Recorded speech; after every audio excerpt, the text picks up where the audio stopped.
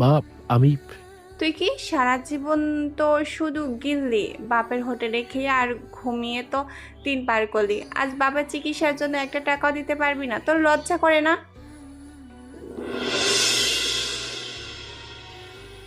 চুপ কর তুই। টাওয়ার তো রাহাতেরও রয়েছে। ও তো বাপের পাশ ছাড়া হয়নি।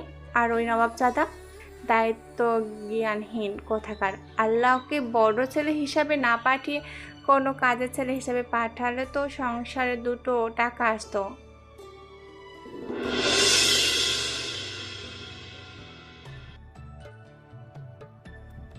রাত 2:30। রাতের নিস্তব্ধতা ভেঙে একটি দামি ল্যান্ড ক্রুজার প্রাডো এসে থামলো পুরনো ঢাকার এক গলির মুখে। গাড়ির গ্লাস নামানো, পেছনের সিটে বসা এক যুবক। অন্ধকারের কারণে তার মুখ স্পষ্ট দেখা যাচ্ছে না। সে ফোনে কথা বলছে। লিসেন মিস্টার ডেভিড, আমি কি ফ্রেঞ্চ ভাষায় কথা বলছি নাকি আমার ইংরেজি বুঝতে তোমার সমস্যা হচ্ছে? ফোনের ওপাশ থেকে কেউ মিনমিন করে কিছু বলার চেষ্টা করছে। Shut up, just shut up. তোমার প্রফিট মার্জিন আমার দেখার বিষয় না। আমার ফ্যাক্টরির 1200 শ্রমিকের লাঞ্চ আওয়ার কমিয়ে তোমরা প্রোডাকশন বাড়াতে চাইছো। এম গ্রুপের পলিসি সম্পর্কে তোমার কোনো ধারণা নেই। You don't trade humanity for dollars. ওপাশ থেকে আবার কিছু বলা হলো। ডিলটা আমি এই মুহূর্তে ক্যান্সেল করলাম, এবং এটাও শুনে রাখো, কাল সকালের মধ্যে যদি না শুনি যে তোমরা আমার ওয়ার্কারদের কাছে অফিসিয়াল ক্ষমা চেয়েছো, তাহলে আমি নিশ্চিত করব যেন এশিয়ান মার্কেটে তোমাদের কোম্পানির কোনো শেয়ার না থাকে। Do you understand? Good night. এই আজকের গল্পের নায়ক মাহাদি ভূঁইয়া, বয়স 28, বাংলাদেশের টপ বিলিনিয়ার, এম গ্রুপের প্রতিষ্ঠাতা এবং সিইও। দেশের বিজনেস টাইকুনদের কাছে এক রহস্যময় নাম। মিডিয়া তাকে চেনে না, শুধু তার কাজের দাপট চেনে। অথচ তার পরনে এখন একটা সস্তা রংচটা চেক শার্ট, পায়ে ধুলোমাখা স্যান্ডেল। মাহাদি ফোনটা পকেটে রেখে গাড়ি থেকে নামলো না। সে ড্রাইভিং সিটের দিকে তাকালো। সেখানে বসে আছেন মিস্টার চৌধুরী, বয়স 55, মাহাদির অত্যন্ত বিশ্বস্ত পিএ। একমাত্র এই মানুষটি মাহাদির ছায়াসঙ্গী এবং তার দ্বৈত জীবনের সাক্ষী। চৌধুরী সাহেব, কালকের বোর্ড মিটিংটা পোস্টপোন করবেন। আর হ্যাঁ, গাড়ির এসিটা কি কাজ করছে না? সাউন্ড হচ্ছে খুব। স্যার, কালকেই সার্ভিসিংয়ে পাঠানোর কথা। আসলে আপনার শিডিউলে তো টাইট থাকে যে। বাদ দেন, আপনি যান। আর শুনুন, আমার ছোট ভাই রাহাতের ইন্টার্নশিপের ব্যাপারটা কত দূর? ও যেন কোনোভাবেই না বোঝে এটা আমার রেকমেন্ডেশন। সব ব্যবস্থা হয়ে গেছে স্যার। এইচআর থেকে কালেই ওকে কল করবে। কিন্তু স্যার, আপনি এভাবে আর কতদিন থাকবেন এই ভাঙ্গা বাড়িতে, এই অবহেলায়? যতদিন না ওরা আমাকে আমার টাকার জন্য নয়, আমাকে মাহাদি হিসেবে ভালোবাসবে। যান এখন, সাবধানে ড্রাইভ করবেন। মাহাদি গাড়ি থেকে নেমে গলির অন্ধকারে মিশে গেল। তার হাঁটার ভঙ্গি মুহূর্তে বদলে গেল। একটু আগে যে রাজার মতো হুকুম দিচ্ছিল, এখন সে কুঁজো হয়ে খুব সাবধানে পা ফেলে বাড়ির গেটের দিকে এগোচ্ছে। পুরো বাড়ি নিস্তব্ধ। সদর দরজাটা সাবধানে খোলার শব্দ হলো। ক্যাচ ক্যাচ শব্দটা যেন রাতের নিস্তব্ধতায় বজ্রপাতের মতো শোনালো। মাহাদি জিভ কাটলো। ধূর চাই, কবজায় তেল দিতে হবে। মা শুনলে আর রক্ষা নেই। সে পা টিপে টিপে ডাইনিং টেবিলে গেল। অভ্যস্ত চোখে অন্ধকারে হাতড়ালো। ডাইনিং টেবিলে ঢাকনা দেওয়া কয়েকটা বাটি। মাহাদি খুব আশা নিয়ে ভাতের হাঁড়ির ঢাকনাটা উল্টালো। যাক, ভাত আছে। দুপুরে খাইনি, খিদে পেট চোচো করছে। সে হাত দিয়ে অনুভব করলো ভাতগুলো শক্ত, তলায় পোড়া। হাঁড়িটা নামিয়ে সে ডালের বাটিটা চেক করলো। একদম খালি, শুধু বাটির গায়ে শুকিয়ে যাওয়া ডালের দাগ। পাশে তরকারির বাটি। ঢাকনা খুলতেই বুঝলো কেউ একজন বেছে বেছে সব মাছ আর সবজি খেয়ে ফেলেছে। শুধু হলুদ রঙের ঝোল পড়ে আছে। মাহাদি প্লেট না নিয়ে হাঁড়ির পোড়া ভাতগুলোই হাত দিয়ে ভেঙে নিল। ফ্লোরে বসে পড়ল সে। পানির জগ থেকে পানি ঢেলে সেই পোড়া ভাত মাখলো। মুখে দিতেই পোড়া গন্ধটা নাকে লাগলো, কিন্তু সে থামলো না। গপ গপ করে খেতে লাগলো। হঠাৎ তার পকেট কেঁপে উঠল। ভাইব্রেশন। সে ফোন বের করলো। স্ক্রিনে একটা নোটিফিকেশন। ফোর্বস ম্যাগাজিন, এশিয়ার top 10 young billionaires list update. Mahadi Bhuiyan is on the top. বাহ, শেষে আমি হয়ে গেলাম এশিয়ার নাম্বার 1 বিলিয়নিয়ার। কিন্তু আমি তো এসব কখনো চাইনি। আমি তো চেয়েছিলাম সুন্দর একটা পরিবার, যেই পরিবারকে নিয়ে আমি ঠাট্টা করব, এক টেবিলে বসে খাবার খাবো, বোনের সাথে দুষ্টুমি করব, বাবার সাথে বাজারে যাব, মার হাতে খাবার খাবো, ছোট ভাইকে স্নেহ করব। কিন্তু এসব তো আমার কপালে জোটেনি। কেন? এই টাকা পয়সা দিয়ে আমি কি করব যেখানে ভালোবাসাটাই না থাকে? মাহাদি ফোনের নোটিফিকেশনটা সোয়াইপ করে সরিয়ে দিল। তারপর ফোনের নোটপ্যাড ওপেন করে লিখলো, আগামীকাল সকালে রাহাতের জন্য নতুন শার্ট কিনতে হবে। পকেটে আছে মাত্র 1200 টাকা ক্যাশ। এটিএম থেকে টাকা তোলা যাবে না, কেউ দেখে ফেলতে পারে। ও, খাবারের লবণটা কম হয়েছে, কাল মাকে বলতে হবে লবণের দাম তো আর বাড়েনি, তাও তরকারিতে লবণ দেয় না কেন? অন্ধকার ঘরে সে একা। তার চোখের কোণে এক ফোঁটা জল চিকচিক করে উঠল কিনা বোঝা গেল না। সে জল দিয়ে ভাত মেখে খাচ্ছে, অথচ তার এক ইশারায় এখন 5 স্টার হোটেলের শেফ এসে দাঁড়িয়ে থাকতো। তারপর পানি ভাত খেয়ে সে তার ঘরে গিয়ে শুয়ে পড়ে। পরের দিন সকাল 9টা।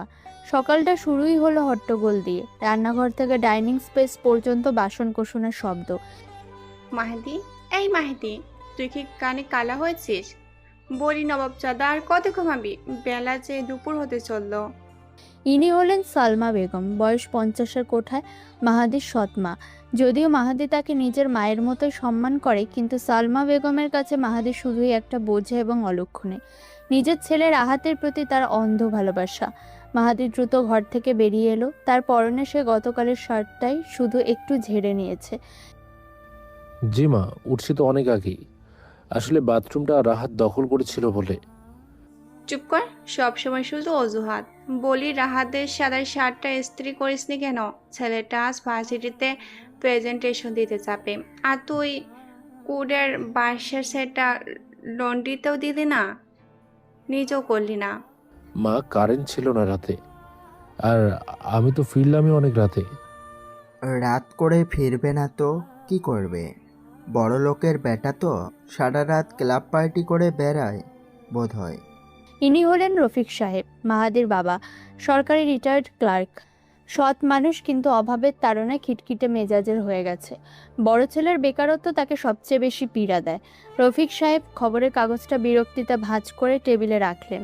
চশমার ফাঁক দিয়ে মাহাদির দিকে তাকালেন। শোন মাহাদি, তোকে বলে বলে আমার মুখ ব্যথা হয়ে গেছে। যার শরীরে মিস্ত্রি মজুরের রক্ত, সে কি আর জেন্টলম্যানের কদর বুঝবে? তোর মায়ের বংশের ওই ছোট লোক স্বভাবটাই তুই পেয়েছিস। মাহাদি মাথা নিচু করে দাঁড়িয়ে রইল। এই খোঁটাটা তার বুকে তীরের মতো বিঁধল। তার জন্মদাত্রী মা এক দরিদ্র পরিবারের মেয়ে ছিলেন। এটা নিয়ে বাবার আক্ষেপের শেষ নেই। বাবা, আমি এখনই ইস্ত্রি করে দিচ্ছি, 5 মিনিট লাগবে। ঠিক তখনই রাহাত ঘর থেকে বেরিয়ে এলো। পরনে গেঞ্জি, হাতে টাওয়াল। রাহাত মাহাদির ছোট ভাই, এমবিএ পড়ছে। দেখতে স্মার্ট, কিন্তু ভীষণ অহংকারী। নিজেকে পরিবারের একমাত্র ভবিষ্যৎ মনে করে। থাক, আর দরদ দেখাতে হবে না। তোর হাতে ইস্ত্রি করা শার্ট পরলে আমার ইজ্জত থাকবে না। বন্ধুরা বলবে নিশ্চয়ই ফুটপাত থেকে হায়ার করে এনেছি। উফ মা, ব্রেকফাস্ট দাও তো, দেরি হয়ে যাচ্ছে। রাহাত চেয়ার টেনে বসলো। সালমা বেগম ব্যস্ত হয়ে রাহাতের প্লেটে গরম পরোটা আর ডিম ভাজি তুলে দিলেন। মাহাদি একপাশে দাঁড়িয়ে, নে বাবা খা, আর শোন, ফেরার পথে তোর বাবার জন্য প্রেশারের ওষুধ নিয়ে আসিস। টাকা দাও। আর হ্যাঁ, ভাইয়াকে বলো না কেন, ও তো সারা দিন টোটো করে ঘুরে বেড়ায়। ভাইয়া, তুই যে বলিস ছোটোখাটো কাজ করিস, নাইট ডিউটি করিস, তো মাস শেষে 500 টাকাও তো ঘরে দিস না। করিসটা কি বলতো? পকেট মারি? সবাই হো হো করে হেসে উঠল। পাশে বসে থাকা ছোট বোন রিনাও মুখ টিপে হাসলো। রিনা কলেজ পড়ুয়া বোন, সে দোটানায় থাকে। বড় ভাইকে ভালোবাসবে নাকি পরিস্থিতির শিকার হয়ে অবহেলা করবে। ভাইয়া, তুমি হাসছো কেন? রাহাত ভাই তো ঠিকই বলেছে। তোমার গায়ে ওই সস্তা আতরের গন্ধে আমার তো বমি আসে। একটু ভালো পারফিউমও তো মাখতে পারো। মাহাদির চোয়াল শক্ত হলো। সে টেবিলের দিকে তাকালো। তার জন্য কোনো প্লেট নেই। সে জানে সবার খাওয়া শেষ হলে তাকে নিতে হবে। রাহাত, আমি পকেটমারি করি না, সৎ পথেই থাকি। আর তোর ইন্টার্নশিপের জন্য। থাম তো, তোর মতন লুজারেরা আমাকে কেরিয়ার টিপ দিবে। হাসালি ভাই। বাবা, আমি উঠি। আর হ্যাঁ, ওই অপদার্থকে বলো আমার বাইকটা যেন মুছে রাখে, ধুলো জমেছে অনেক। রাহাত খাওয়ার মাঝখানেই উঠে মাহাদিকে ধাক্কা দিয়ে বেরিয়ে যাওয়ার চেষ্টা করলো। ইচ্ছা করে কান দিয়ে ধাক্কাটা দিল। মাহাদি টাল সামলাতে না পেরে দরজার চৌকাঠে গিয়ে বাড়ি খেলো। ঠাস করে একটা শব্দ হলো, কপালটা দরজার কোণায় লেগে কেটে গেল। ফোঁটা ফোঁটা রক্ত বের হতে লাগলো। দেখছিস চোখের মাথাটাও খেয়েছিস, সকালবেলা রক্ত দেখালি, যাত্রাটা অশুভ করে দিলি ছেলেটার। সরে এখান থেকে, সরে যা চোখের সামনে থেকে। মাহাদি কপালে হাত দিয়ে রক্তটা মুছলো। কেউ একবারে জিজ্ঞেস করলো না, ব্যথা পেলি? আমি বাইকটা মুছে দিচ্ছি মা, তোমরা খেয়ে নাও। সে ঘর থেকে বেরিয়ে গেল। রফিক সাহেব চায়ের কাপে চুমুক দিয়ে বললেন, ঘন্টার একটা, চামড়া মোটা, গায়ে কিছুই লাগে না। এরপর মাহাদি গিয়ে বাইক মুছে দেয়। তারপর রাহাত চলে যায়। এভাবেই সারা দিন কেটে যায়। বিকেল 5টায় বৃষ্টির পূর্বাভাস। আকাশ জুড়ে কালো মেঘ, বাতাসের শোঁ শোঁ শব্দ।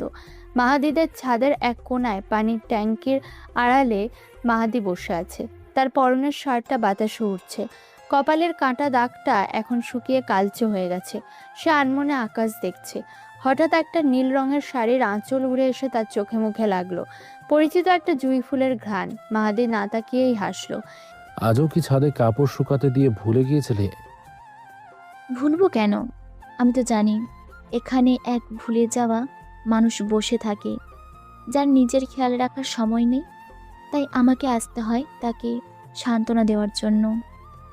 এই মাহিরা মাহাদিদের পাশের বাড়ির ভাড়াটিয়া, মধ্যবিত্ত পরিবারের বুদ্ধিমতী এবং অসম্ভব সুন্দরী মেয়ে। মাহাদিকে সে তার সমস্ত সত্তা দিয়ে ভালোবাসে। সে জানে মাহাদি আর্থিকভাবে সচ্ছল নয়, তবুও সে তাকেই চায়। মাহিরা ধপ করে মাহাদির পাশে বসে পড়ল। তার হাতে একটা ছোট্ট ফার্স্ট এইড বক্স। সে কোনো কথা না বলে মাহাদির দিকে তাকালো। কপালে কাটা দাগটা দেখে তার চোখ ছলছল করে উঠল। আবার ওরা মেরেছে তোমায়?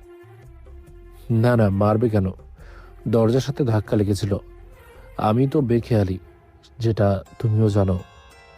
মিথ্যে বলবে না আমার সাথে মাহুদি, একদম মিথ্যে বলবে না, আমি সব জানি।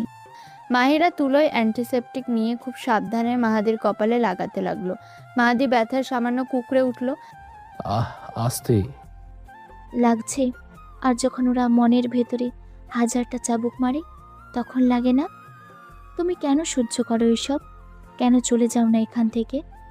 আমি তো আছি তোমার সাথে। আমরা পালিয়ে যাই, চলো। আমি টিউশনি করে সংসার চালাবো, তুমি যা পারো করবে, কোনো রকম দিন কাটলেই চলবে। এই নরকে আমি তোমাকে আর দেখতে পারি না। মাহাদি আলতো করে মাহিরার হাতটা ধরলো। অ্যান্টিসেপটিকের তুলোটা হাত থেকে পড়ে গেল। পালিয়ে গেল তো কাপুরুষ হব মাহি। আর আমি যা সহ্য করছি তা একদিন হিরে হয়ে ফেরত আসবে, বিশ্বাস করো। হিরে ছাই হবে সব। তুমি দেখছো না ওরা তোমাকে মানুষই মনে করে না? রাহাত ভাই আজ সকালেও মহল্লার মোড়ে দাঁড়িয়ে তোমাকে নিয়ে হাসাহাসি করছিল। বলছিল তার ভাই নাকি বাড়ির চাকরের চেয়েও অধম।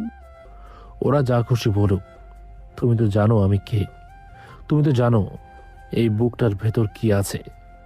জানি বলেই তো ভয় হয়, আমার দম বন্ধ হয়ে আসে তোমাকে এভাবে দেখলে। মাহিরা হঠাৎ মাহাদির শার্টের কলার ধরে তাকে নিজের দিকে টানলো। তাদের মুখের ব্যবধান তখন 1 ইঞ্চিরও কম। বৃষ্টির ঝাপটা বাড়ছে। আজ আমাকে আদর করো মাহুদি, এমনভাবে করো যেন আমি ভুলে যাই তোমার এই কষ্ট, ভুলে যাই এই পৃথিবীটাকে। আমাকে অনুভব করতে দাও যে তুমি শুধুই আমার। মাহাদি মাহিরার কোমরে হাত রাখলো। মাহিরা কেঁপে উঠল। ছাদের আড়ালে বৃষ্টির শব্দের মাঝে দুটি অবহেলিত হৃদয় এক হলো। মাহাদি তার সমস্ত যন্ত্রণা যেন মাহিরার ঠোঁটে সঁপে দিচ্ছে। মাহিরার ভেজা চুল মাহাদির মুখে লেপ্টে আছে। মাহি, তুমি আমার শক্তি। আর কিছুদিন সব বদলে যাবে। আমি তোমাকে রানীর মতো রাখবো। আমি রানী হতে চাই না মাহুদি, আমি শুধু তোমার বুকের ওই জায়গাটুকু চাই। কথা দাও কোনোদিন আমাকে ছেড়ে যাবে না। যেদিন যাব সেদিন এই প্রাণটাও সাথে নিয়ে যাব। বৃষ্টিতে ভিজে একাকার দুজন। মাহাদি মাহিরার কপালে চুমু খেলো, যেখানে বৃষ্টির ফোঁটা জমে আছে। দৃশ্যটা যতটা রোমান্টিক তার চেয়েও বেশি হাহাকারের। শার্টটা ভিজে গেছে, জ্বর আসবে তো রাতে। তোমার উষ্ণতা থাকলে জ্বর আসার সাহস পাবে না। সাহস তো আমারও নেই কিসের ভয়? তোমাকে হারানোর। হারাবো না। কথা দাও। নিঃশ্বাস যতক্ষণ আছে। নিঃশ্বাস তো আমারও আটকে আসছে কেন? তোমার ছোঁয়ায়। সরিয়ে নেব? মরেই যাব তাহলে। পাগলি একটা। তোমার জন্য। ভিজে যাচ্ছ, যাই না, ঠান্ডা লাগবে। লাগুক। কাছে এসো, আরও। মিশে যাও। বুকটা কাঁপছে কেন? তুমি আছো বলে। শুনতে পাচ্ছ কি? হৃৎপিণ্ডের শব্দ, ওটা আমার নাম ডাকছে। প্রতিটি স্পন্দনে। চোখ বন্ধ করো। পারবো না, কেন? তোমায় দেখতে চাই। অন্ধকারে? তুমি তো আলো। মাহি, বলো। বড্ড ভালোবাসি। প্রমাণ দাও। কেমন করে? জড়িয়ে ধরো। হাড়ে ব্যথা পাবে। সইতে পারবো। আর একটু কাছে। একদম ভেতরে। পুড়ছি আমি বৃষ্টি দেব, তোমার আগুনে। নিভিয়ে দেব। না, জ্বলুক সারা জীবন। মৃত্যুর পরেও। এভাবেই তারা আরেকটু গভীরে চলে যায়। তারা দুজন নিজ নিজ বাসায় আসে রাত 11টায়। শহরের এক নির্জন হাইওয়ে, এয়ারপোর্টের পেছনের রাস্তা। বৃষ্টি থেমে গেছে কিন্তু রাস্তা ভেজা। সোডিয়াম লাইটের আলোয় হাইওয়েটা রহস্যময় লাগছে। রাস্তার একপাশে একটা কালো রঙের রেঞ্জ রোভার দাঁড়িয়ে আছে। গাড়ির ইঞ্জিন চালু, হেডলাইট নেভানো। মাহাদি বাড়ি থেকে বেরিয়েছে কাজের নাম করে। পরিবারের ধারণা সে নাইট ডিউটি করে কোনো সিকিউরিটি গার্ডের। সে হাঁটতে হাঁটতে গাড়ির কাছে এলো। ড্রাইভার দরজা খুলে দিল না। মাহাদি নিজেই পেছনের দরজা খুলে উঠে বসলো। গাড়ির ভেতরটা শীতাতাপ নিয়ন্ত্রিত এবং হালকা ল্যাভেন্ডারের সুবাসে পূর্ণ। ড্রাইভিং সিটে বসে আছেন মিস্টার চৌধুরী। তিনি ল্যাপটপ বন্ধ করে পেছনের দিকে ঘুরলেন। Good evening sir. আপনার কাপড় চোপড় সব ভিজিয়ে গেছে। পিছনের সিটে দেওয়ালে আরেকটা ব্লেজার রাখা আছে। থ্যাঙ্কস। আপডেট দিন। স্যার, আপনার কথা মতো রাহাতকে আমরা ইন্টার্নশিপ অফার করছি। এমটেক সলিউশন থেকে আজ ওকে কল করা হয়েছে। ও জানে না কোম্পানিটা এম গ্রুপেরই একটা সাবসিডিয়ারি। ও খুব খুশি স্যার। স্যালারি নিয়ে খুব বার্গেন করেছিল। মাহাদি একটা দীর্ঘশ্বাস ফেললো। ভিজা শার্টটা খুলে সে ব্লেজারটা গায়ে জড়ালো না, শুধু কাঁধে ফেলে রাখলো। করবেই তো। টাকার লোভ ওর রক্তে ঢুকে গেছে। গুড। ওকে একটু কঠিন কাজ দেবে। শুধু এসি রুমে বসে ফাইল নাড়াচাড়া যেন না করে। ফিল্ড ভিজিটে পাঠাবে। রোদ, ধুলোবালি আর মানুষের ঘামের গন্ধটা কেমন সেটা ওকে বুঝতে দাও। জীবনটা যে সহজ নয় সেটা ওকে শিখতে হবে। জি স্যার, বলে দেব।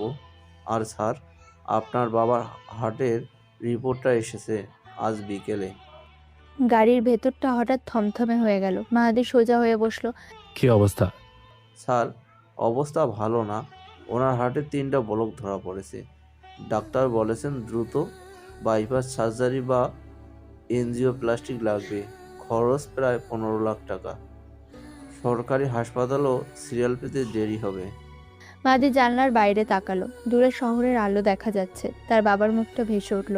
যে বাবা তাকে সকালে গন্ডার বলেছিল। 15 লাখ? ব্যবস্থা করো। আমি কি কালকেই ওনাদের অ্যাকাউন্টে টাকা ট্রান্সফার করে দেব? না চৌধুরী সাহেব, না। তাহলে তো ওরা ভাববে মাহাদি ব্যাংক ডাকাতি করেছে। আর বাবা তো তোমার টাকা ধরবেও না। এমনভাবে করবে যেন মনে হয় কোনো চ্যারিটি ফান্ড থেকে বা লটারি থেকে পেয়েছে, অথবা ইন্স্যুরেন্স কোনো পুরনো পলিসি ম্যাচিওর হয়েছে। এমন কিছু একটা বানাও, আমার নাম যেন ঘুণাক্ষরেও না আসে।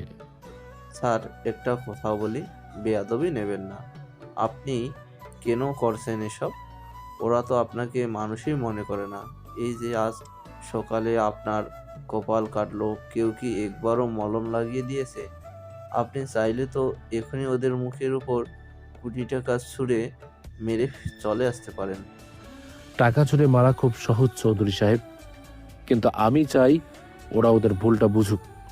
টাকা দিয়ে সম্মান কেনা যায়, কিন্তু ভালোবাসা কেনা যায় না। আমি চাই বাবা একদিন বুঝুক এই অপদার্থ ছেলেটাই তার ছাদ ছিল। মা বুঝুক যাকে তিনি অবহেলা করেছেন সেই তাকে আগলে রেখেছিল। কিন্তু স্যার, আপনার কষ্টটা যে আমি আর দেখতে পারছি না। কষ্ট? হীরা তো কয়লার খনিতেই চাপে থেকে তৈরি হয়, তাই না? গাড়িটা স্টার্ট দিন। আমার একটা সাইট ভিজিট আছে। রাত 3টার আগে বাড়ি ফিরতে হবে, নইলে মা আবার চেঁচামেচি করবে। গাড়িটা অন্ধকারে বুক ছিঁড়ে বেরিয়ে গেল। মাহাদির সিটে মাথা এলিয়ে দিয়ে চোখ বন্ধ করলো। সে জানে সামনে বড় ঝড় আসছে, আর সেই ঝড়ের মাঝখানে দাঁড়িয়ে তাকেই হাল ধরতে হবে। এক হাতে সংসারের অপমান, অন্য হাতে বিশাল সাম্রাজ্যের দায়িত্ব। এই লুকোচুরির মাঝে 1 সপ্তাহ কেটে যায়।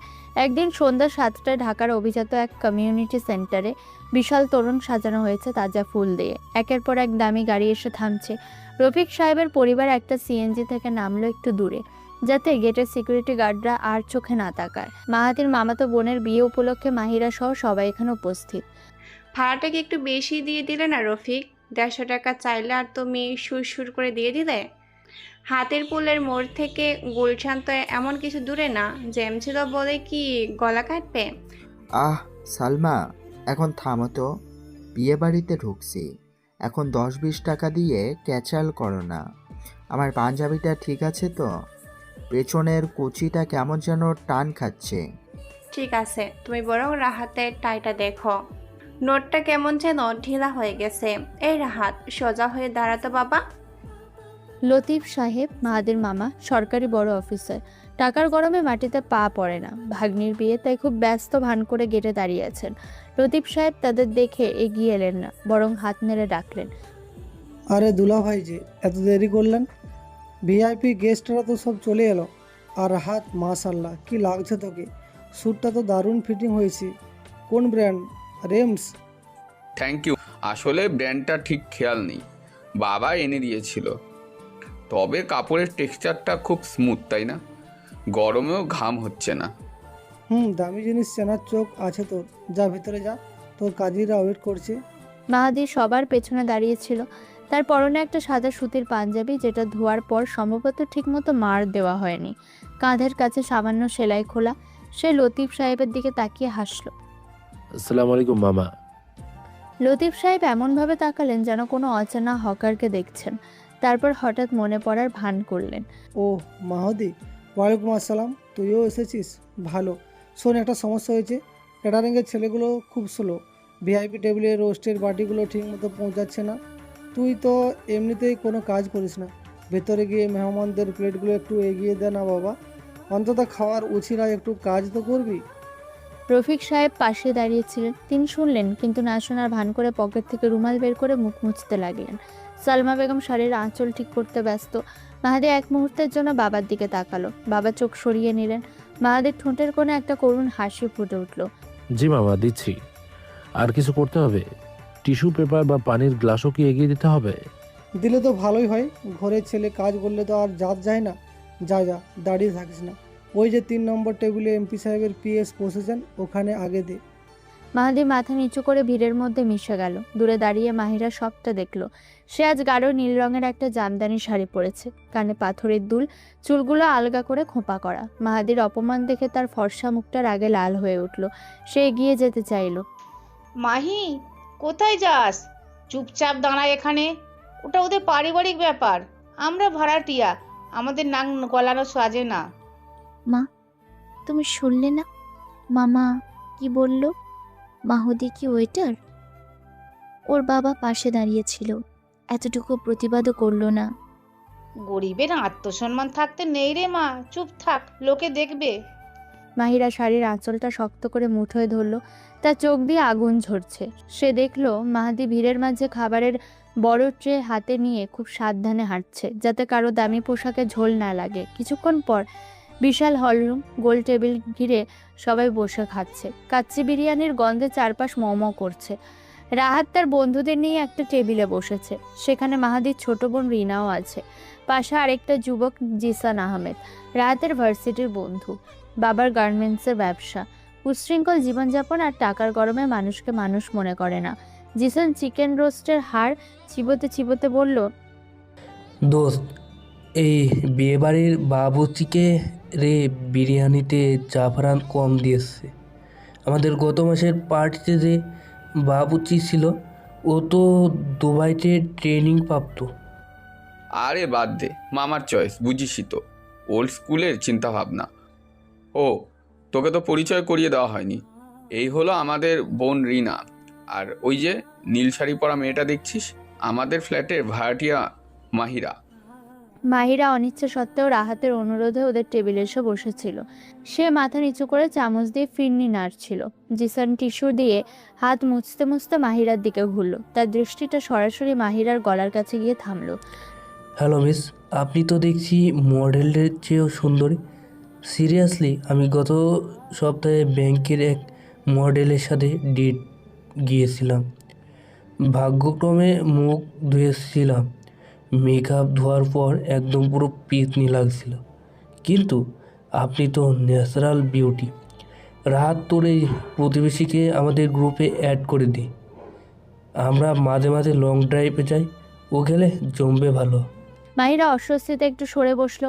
সে গ্লাসে পানি ঢালতে যাবে, এমন সময় জিসান তার সাহায্যের ভান করে পানির জগটা ধরতে গিয়ে মাহিরার হাতের ওপর হাত রাখলো। আরে আরে, জগটা ভারী, আপনার কোমল হাতে ব্যথা পাবেন তো, দিন আমি দিচ্ছি। জিসানের আঙুলগুলো মাহিরার হাতের উল্টো পিঠে সুরসুরে দেওয়ার মতো করে ঘষল। মাহিরা ছিটকে হাত সরিয়ে নিল। পানিটা টেবিলে পড়ল। সরি, আসলে হাতটা ফসকে গেল। আমার পানি লাগবে না। সরি বিউটিফুল, ভয় পেলেন নাকি? আমি তো হেল্প করতে চাইলাম। আসলে আপনাদের মতো মেয়েদের দেখলে না, হেল্প করার ইচ্ছাটা কন্ট্রোল করা যায় না। বাই দ্য ওয়ে, আপনার ফোনটা কোন মডেলের? স্যামসাং? ও নো, এটা তো মানায় না আপনার সাথে। কালকে একটা আইফোন 17 প্রো পাঠিয়ে দিই গিফট হিসেবে, ফ্রেন্ডশিপ গিফট। আরে জিসান, তুইও না, মাহিরা খুব সাই টাইপের মেয়ে, ওইসব নেবে না। আরে নিবে, সব মেয়েই গিফট পছন্দ করে। কি বলেন মাহিরা? জি, কাল বিকেলে ফ্রি আছেন? দূর থেকে মাহাদি একটা খালি ট্রে হাতে দাঁড়িয়েছিল, তার চোখ জিসানের হাতের দিকে, যে হাতটা একটু আগে মাহিরার হাত ছুঁয়েছে। মাহাদির হাতের শিরা দপদপ করছে, কপালে রগ ফুলে উঠেছে। তার মনে হচ্ছে এখনই গিয়ে জিসানের ওই হাতটা মুচড়ে ভেঙে ফেলতে, কিন্তু সে শান্ত থাকার চেষ্টা করলো। সে পকেট থেকে ফোন বের করলো, খুব দ্রুত টাইপ করলো। জিসান আহমেদ, বাবা আকবর আহমেদ, ফিউশন টেক্সটাইল। 10 মিনিটের মধ্যে ওর বাবার কোম্পানির শেয়ার প্রাইস ক্র্যাশ করাও। আমি চাই এক্ষুনি মার্কেট জুড়ে প্যানিক শুরু হোক। লিক করে দাও যে ওদের শিপমেন্ট ক্যান্সেল হয়েছে। ডু ইট নাও। মেসেজটা সেন্ড করে মাহাদি ফোনটা পকেটে রাখলো। তার দৃষ্টি জিসানের দিকে। শিকারী বাঘ যেমন হরিণের দিকে তাকায়, ঠিক তেমন। এরপর মাহাদি কমিউনিটি সেন্টারের পেছনের অন্ধকার স্টোর রুমের থেকে চলে আসে। হলরুমের হইচই থেকে দূরে কিচেনের পেছনের সরু গলি দিয়ে একটা স্টোর রুম। এখানে পুরনো চেয়ার টেবিল স্তূপ করে রাখা, আলো খুব কম। মাহিরা দৌড়ে এসে এখানে ঢুকেছে, তার দম বন্ধ হয়ে আসছে। জিসানের ওই নোংরা স্পর্শ আর কথার ইঙ্গিত তাকে ভেতর থেকে দুমড়ে দিচ্ছে। সে একটা ভাঙা চেয়ারের ওপর বসে দুহাতে মুখ ঢেকে কাঁদলো। হঠাৎ দরজায় ছায়া পড়ল। মাহাদি। মাহিরা মুখ তুলে তাকালো। মাহাদি দরজাটা ভেতর থেকে আটকে দিল। মাহিরা ছুটে গিয়ে মাহাদির বুকে আছড়ে পড়ল। সে মাহাদির পাঞ্জাবির কলার খামচে ধরল। তুমি কি পুরুষ না মাহদি, নাকি মাটির পুতুল? ওই লোকটা, ওই জানোয়ারটা সবার সামনে আমার গায়ে হাত দেওয়ার চেষ্টা করলো, আমাকে ইঙ্গিতপূর্ণ কথা বলল, আর তুমি দাঁড়িয়ে দাঁড়িয়ে দেখছিলে, ব্রেক টানছিলে তুমি।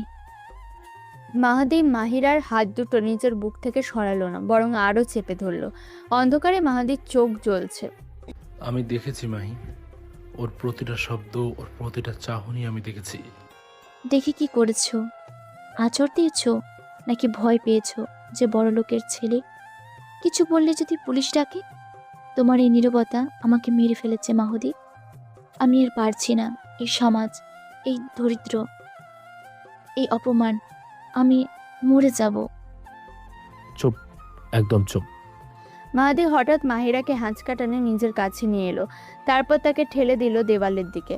মাহিরা পিঠ দিয়ে দেওয়ালে ধাক্কা খেলো। মাহাদি তার 2 হাত মাহিরার মাথার দুপাশে দেওয়ালে রাখলো। তাদের মাঝখানে বাতাসের ব্যবধানও নেই। আমি চুপ আছি কারণ আমি শব্দ করলে প্রলয় হবে মাহি। ওই জিসান আহমেদ, যার বাবার টাকার গরমে ও আজ তোমার দিকে হাত বাড়িয়েছে, আজ রাতের পর ও রাস্তায় নামবে, কিন্তু কেউ জানবে না এটা কে করেছে। এক কথায় বলতে গেলে সাপ মারবো, কিন্তু লাঠি ভাঙবে না। কবে, কখন? আমার শরীর ঘিনঘিন করছে ওর স্পর্শে। তুমি তুমি মুছে দাও না কেন? মাহাদি আর নিজেকে ধরে রাখতে পারল না, সে মুখ নামিয়ে আনলো। মাহিরার গলায় যেখানে জিসানের দৃষ্টি পড়েছিল সেখানে মাহাদি তার ঠোঁট ছোঁয়ালো। মাহিরা কেঁপে উঠল, তার কান্না থেমে গেল, শুরু হলো ঘনশ্বাস। মাহদি, হুম, দরজা। বন্ধ আছে। কেউ যদি আসে? আসুক, আজ তুমি আমার, শুধুই আমার। ছাড়বে না তো? কখনো না। দম বন্ধ হয়ে আসছে, নিঃশ্বাস নাও। পারছি না। কেন? তোমার গন্ধে। খারাপ লাগছে? না, নেশা লাগছে। মাতাল হবে? হয়েই তো আছি। পিঠটা দেয়ালে লাগছে। লাগুক। ব্যথা পাবে? এদিকের ব্যথার চেয়ে বুকের ব্যথা অনেক বেশি। আর জমতে দেব না। কথা দিচ্ছ? রক্ত দিয়ে। চুপ, একদম চুপ। ঠোঁট দিয়ে থামাবে? সাহস আছে? তোমার চেয়ে বেশি। অসভ্য একটা। কার সাথে? আমার সাথে? অধিকার আছে। এখনো তো বিয়ে করোনি। কবুল বলা বাকি শুধু। মন তো কবেই বলেছি। তোমার শরীর ঘামছে। ফ্যান নেই এখানে? গরম লাগছে? তোমার জন্য। শাড়ির আঁচলটা সরে গেছে। থাক না। কেউ দেখবে। অন্ধকার তো। আমার চোখ দেখছে। কি দেখছো? আমার পৃথিবী। ছি, কাজলটা লেপটে দিলে। মুছে দেব? না, থাকুক। জিশানের পাপের দাগ তো মুছলে, এ ভালোবাসার দাগ। আরো দেব? দাও। বাইরে সানাই বাজছে। শুনতে পাচ্ছ? না, শুধু তোমার হৃদস্পন্দন শুনছি। ভীষণ জোরে হচ্ছে, তাই না? হুম, আমার নাম ডাকছে। মাহদি, বলো জান। আজ আমাকে বাড়ি যেতে দিও না। পাগলি, যেতে তো হবেই। তাহলে আরেকটু থাকো। এইটুকু সময়ে? সারা জীবনের জন্য। বাইরে সানাই বাজছে আর ভেতরে অন্ধকারের আবছা আলো দুটো শরীর এক হয়ে যাচ্ছে। মাহাদি মাহিরার ব্লাউজের হুকটা আলতো করে খুলে দিল। তার হাত মাহিরার পিঠের মসৃণ ত্বক ছুঁয়ে কোমরের দিকে নামলো। এটা কোনো সাধারণ কামতৃষ্ণা নয়, এটা অধিকারবোধ। মাহাদি যেন বুঝিয়ে দিচ্ছে এই শরীর, এই মন, এই অস্তিত্ব শুধুই তার। অন্য কারো লোলুপ দৃষ্টি এখানে পৌঁছাতে পারে না। তুমি জানো মাহদি, একটু আগে আমি কি ভাবছিলাম? কি? ভাবছিলাম এই ব্লাউজের সেফটি পিনটা দিয়ে জিশানের চোখ গেঁথে দেই, কিন্তু ভয় হলো যদি তোমার বিপদ হয়। পাগলি, আমার জন্য বিপদ নিয়ে ভেবো না। তুমি শুধু জেনে রাখো, যে হাত তোমাকে অসম্মান করার চেষ্টা করেছে, সেই হাত কাল থেকে ভিক্ষার থালা ধরার যোগ্যতা রাখবে না। সত্যি? মাহাদি কখনো মিথ্যা বলে না। মাহাদি মাহিরার ঠোঁটে গভীর চুমু খেলো। মাহিরার শাড়ির কুঁচি একটু এলোমেলো হয়ে গেল। স্টোর রুমের ধুলোমাখা বাতাসে তখন ভালোবাসার প্রতিশোধের এক অদ্ভুত মিশ্রণ। এদিকে রাত 11:45 বিয়ের আসরের মূল হলরুমে খাওয়া দাওয়া প্রায় শেষ। বরযাত্রী যাওয়ার প্রস্তুতি নিচ্ছে। জিসান একটা সোফায় পা তুলে বসে পান চিবোচ্ছে, তার বন্ধুরা তাকে ঘিরে আছে। আরে রাহাত, তোর ওই প্রতিবেশী মেয়েটিকে তো আর দেখলাম না, গেল কই? বাথরুমে গিয়ে আটকা পড়লো নাকি? গিয়ে দেখবো নাকি? হিহিহা। দোস্ত বাদ দে না, ভালো ফ্যামিলির মেয়ে, তাও আমাদের ভাড়াটিয়া। এটাকে অন্তত ছেড়ে দে, আরও অন্য কোনো মেয়ের পেছনে মা। জিসান কিছু বলতে যাবে, হঠাৎ তার পকেটের ফোনটা বেজে উঠলো, তার বাবার নাম্বার। ওই থাম তোরা, বাবজান ফোন দিয়েছে। হ্যালো ড্যাড, পার্টি কেমন চলছে? আমি তো। ফোনের ওপাশ থেকে বাবার আর্তনাদ ভেসে এলো। জিসানের মুখের হাসিটা ধীরে ধীরে মিলিয়ে গেল, তার হাত থেকে পানের বাটাটা পড়ে গেল কার্পেটে। কি বলছো বাবা? ইনকাম ট্যাক্স রিহিব এখন রাত 12টায় সব অ্যাকাউন্ট ফ্রিজ মানে কি? আর শিপমেন্টের কি হয়েছে? জিসান টলতে টলতে সোফা থেকে উঠে দাঁড়ালো, তার মুখটা ফ্যাকাশে হয়ে গেছে, কপালে ঘাম। News channel? আচ্ছা দেখছি। সে কাঁপতে কাঁপতে হলের বড় এলইডি স্ক্রিনটার দিকে তাকালো, যেখানে এতক্ষণ বিয়ের স্লাইড শো চলছিল। কেউ একজন চ্যানেল পাল্টে নিউজ দিয়েছে, নিচে ব্রেকিং নিউজ যাচ্ছে লাল কালিতে। ফিউশন টেক্সটাইলের প্রধান কার্যালয় এনবিআর এর অভিযান, 300 কোটি টাকার ঋণ জালিয়াতির প্রমাণ, শেয়ার বাজারে ধস, এমডি আকবর আহমেদ এখন পলাতক। নো, এটা হতে পারে না, আমাদের সব সেটিং করা ছিল। মন্ত্রী মহোদয়ের সাথে কথা হয়েছে পরশুদিনও। সে আবার বাবাকে ফোন করার চেষ্টা করলো কিন্তু ফোন বন্ধ। জিসান চিৎকার করে উঠল, রাহাত দোস্ত, আমার গাড়িটা বের কর, আমাকে এক্ষুনি অফিসে যেতে হবে। কি যেন আমাদের সব শেয়ার ড্রপ করেছে মার্কেটে, মাত্র 10 মিনিটে আমার সব শেষ করে দিয়েছে। কে করলো এটা? আমাদের তো কোনো শত্রু ছিল না এত পাওয়ারফুল। দোস্ত তুই শান্ত হ, হয়তো ভুল নিউজ। চল পানি খা। পানি খাবো না, আমার বাবা হার্ট অ্যাটাক করবে। আমার সব কার্ড ব্লক হয়ে গেছে, মেসেজ আসছে। আমি এখন ড্রাইভারকে তেল ভাড়ার টাকা কোথা থেকে দেব? পুরো বিয়ে বাড়িতে শোরগোল পড়ে গেল, সবাই কানাঘুষা করছে। লতিফ সাহেব দৌড়ে এলেন। কি হয়েছে? পুলিশ টুলিশ আসবে নাকি এখানে? এই রাহাত, তোর বন্ধুকে নিয়ে এখান থেকে যা এখনই। আমার মেয়ের বিয়েতে কোনো ঝামেলা চাই না। এক কোনায় পিলারের আড়ালে দাঁড়িয়ে মাহাদি একটা প্লাস্টিকের বোতল থেকে পানি খাচ্ছিল। তার মুখে কোনো ভাবান্তর নেই, যেন সে রোজ এমন দৃশ্য দেখে। সে শান্তভাবে বোতলের ছিপিটা লাগালো। মাহিরা একটু দূরে দাঁড়িয়ে শাড়ি ঠিক করছিল। সে জিসানের এই অবস্থা দেখলো, তারপর মাহাদির দিকে তাকালো। মাহাদি মাহিরার দিকে তাকিয়ে চোখের পলক ফেললো, খুব ধীর, খুব আশ্বস্ত করা পলক। তারপর সে তার মামার দিকে এগিয়ে গেল। মামা, ওয়েটাররা চলে যাচ্ছে। টেবিলগুলো কি আমি পরিষ্কার করে দেবো, নাকি জিসান ভাইয়ের জন্য একটা চেয়ার এগিয়ে দেবো? বেচারা দাঁড়িয়ে থাকতে পারছে না। তুই চুপ কর তো, দেখছিস না একটা সিরিয়াস সিচুয়েশন। জিসানের বাবার কোম্পানি ডুবে গেছে, তুই তো খুশিই হবি। বড় লোকদের পতন দেখলে ছোট লোকরা খুশিই হয়। মাহাদি মনে মনে হাসলো। পতন তো কেবল শুরু মামা, আর এই ছোট লোকটাই সেই পতনের রিমোট কন্ট্রোল হাতে নিয়ে বসে আছে। বাইরে তখন জিসান পাগলের মতো চিৎকার করছে, আর মাহাদি পকেট থেকে একটা চকলেট বের করে মুখে পুরল। মিষ্টিটা তার কাছে আজ অমৃতের মতো লাগছে। জিসানের এই পতনের পর প্রায় 2 সপ্তাহ কেটে গেছে। এই কদিনে মাহাদি খুব একটা বাইরে বের হয়নি। নিজের ল্যাপটপ আর পুরনো ফোন নিয়ে ঘরের কোণে পড়েছিল। বাইরের জগৎ শান্ত মনে হলেও মাহাদির ঘরের 4 দেওয়ালে চলছে এক বিশাল সাম্রাজ্য পরিচালনার কাজ। তবে আজ রাতটা অন্যরকম। আজ বাতাস ভারী, আকাশের চাঁদটা মেঘে ঢাকা। বিপদ যখন আসে তখন কোনো সাইরেন বাজি আসে না। রাত 3টে, রাত তখন গভীর। পুরো মহল্লা নিস্তব্ধ, শুধু দূরের রাস্তা 2-একটা ট্রাকের চাকা গড়ানোর শব্দ। রফিক সাহেব আর সালমা বেগমের ঘরে এসি নেই, ফ্যানটা ক্যাচক্যাচ শব্দ ঘুরছে। হঠাৎ বিছানায় ধপাস করে একটা শব্দ হলো। রফিক সাহেব ঘুমের মধ্যে বুকের বাম পাশে খামচে ধরেছেন, নিঃশ্বাস নিতে পারছেন না। মুখ দিয়ে একটা গোঙানির শব্দ বের হচ্ছে, উ আ করে। শরীরটা ধনুকের মতো বেঁকে যাচ্ছে। কি হলো? ওগো, পানি খাবে? বোতল দেব? রফিক সাহেব উত্তর দিতে পারলেন না। তিনি হাত দিয়ে শুধু বুকটা নির্দেশ করলেন। তার চোখ উল্টে যাচ্ছে। সালমা বেগম লাইট জ্বালালেন। স্বামীর অবস্থা দেখে তার গলা দিয়ে আর্তনাদ বেরিয়ে এলো। এই রাহাত, মাহাদি, তোরা কে কোথায় আছিস? দৌড়ে আয়, তোর বাবার কি যেন হয়েছে। ও আল্লাহ, কথা বলো না কেন? পাশের রুম থেকে রাহাত আর রিনা দৌড়ে এলো। মাহাদিয়া তার ঘর থেকে বেরিয়ে এলো, তার পরনে লুঙ্গি আর স্যান্ডো গেঞ্জি। কি হয়েছে বাবা? মা সরো তো, বাতাস আসতে দাও। বাবা, বাবা, তুমি কি শুনতে পাচ্ছ? রাহাত, অ্যাম্বুলেন্স ডাক, তাড়াতাড়ি কর বাবা, তোর বাবা তো দম নিতে পারছে না। রাহাত কাঁপা কাঁপা হাতে তার আইফোনটা বের করলো, কিন্তু তার হাত এতই কাঁপছে যে পাসকোড ভুল হচ্ছে বারবার। ধুর ছাই, নেটওয়ার্ক পাচ্ছে না কেন?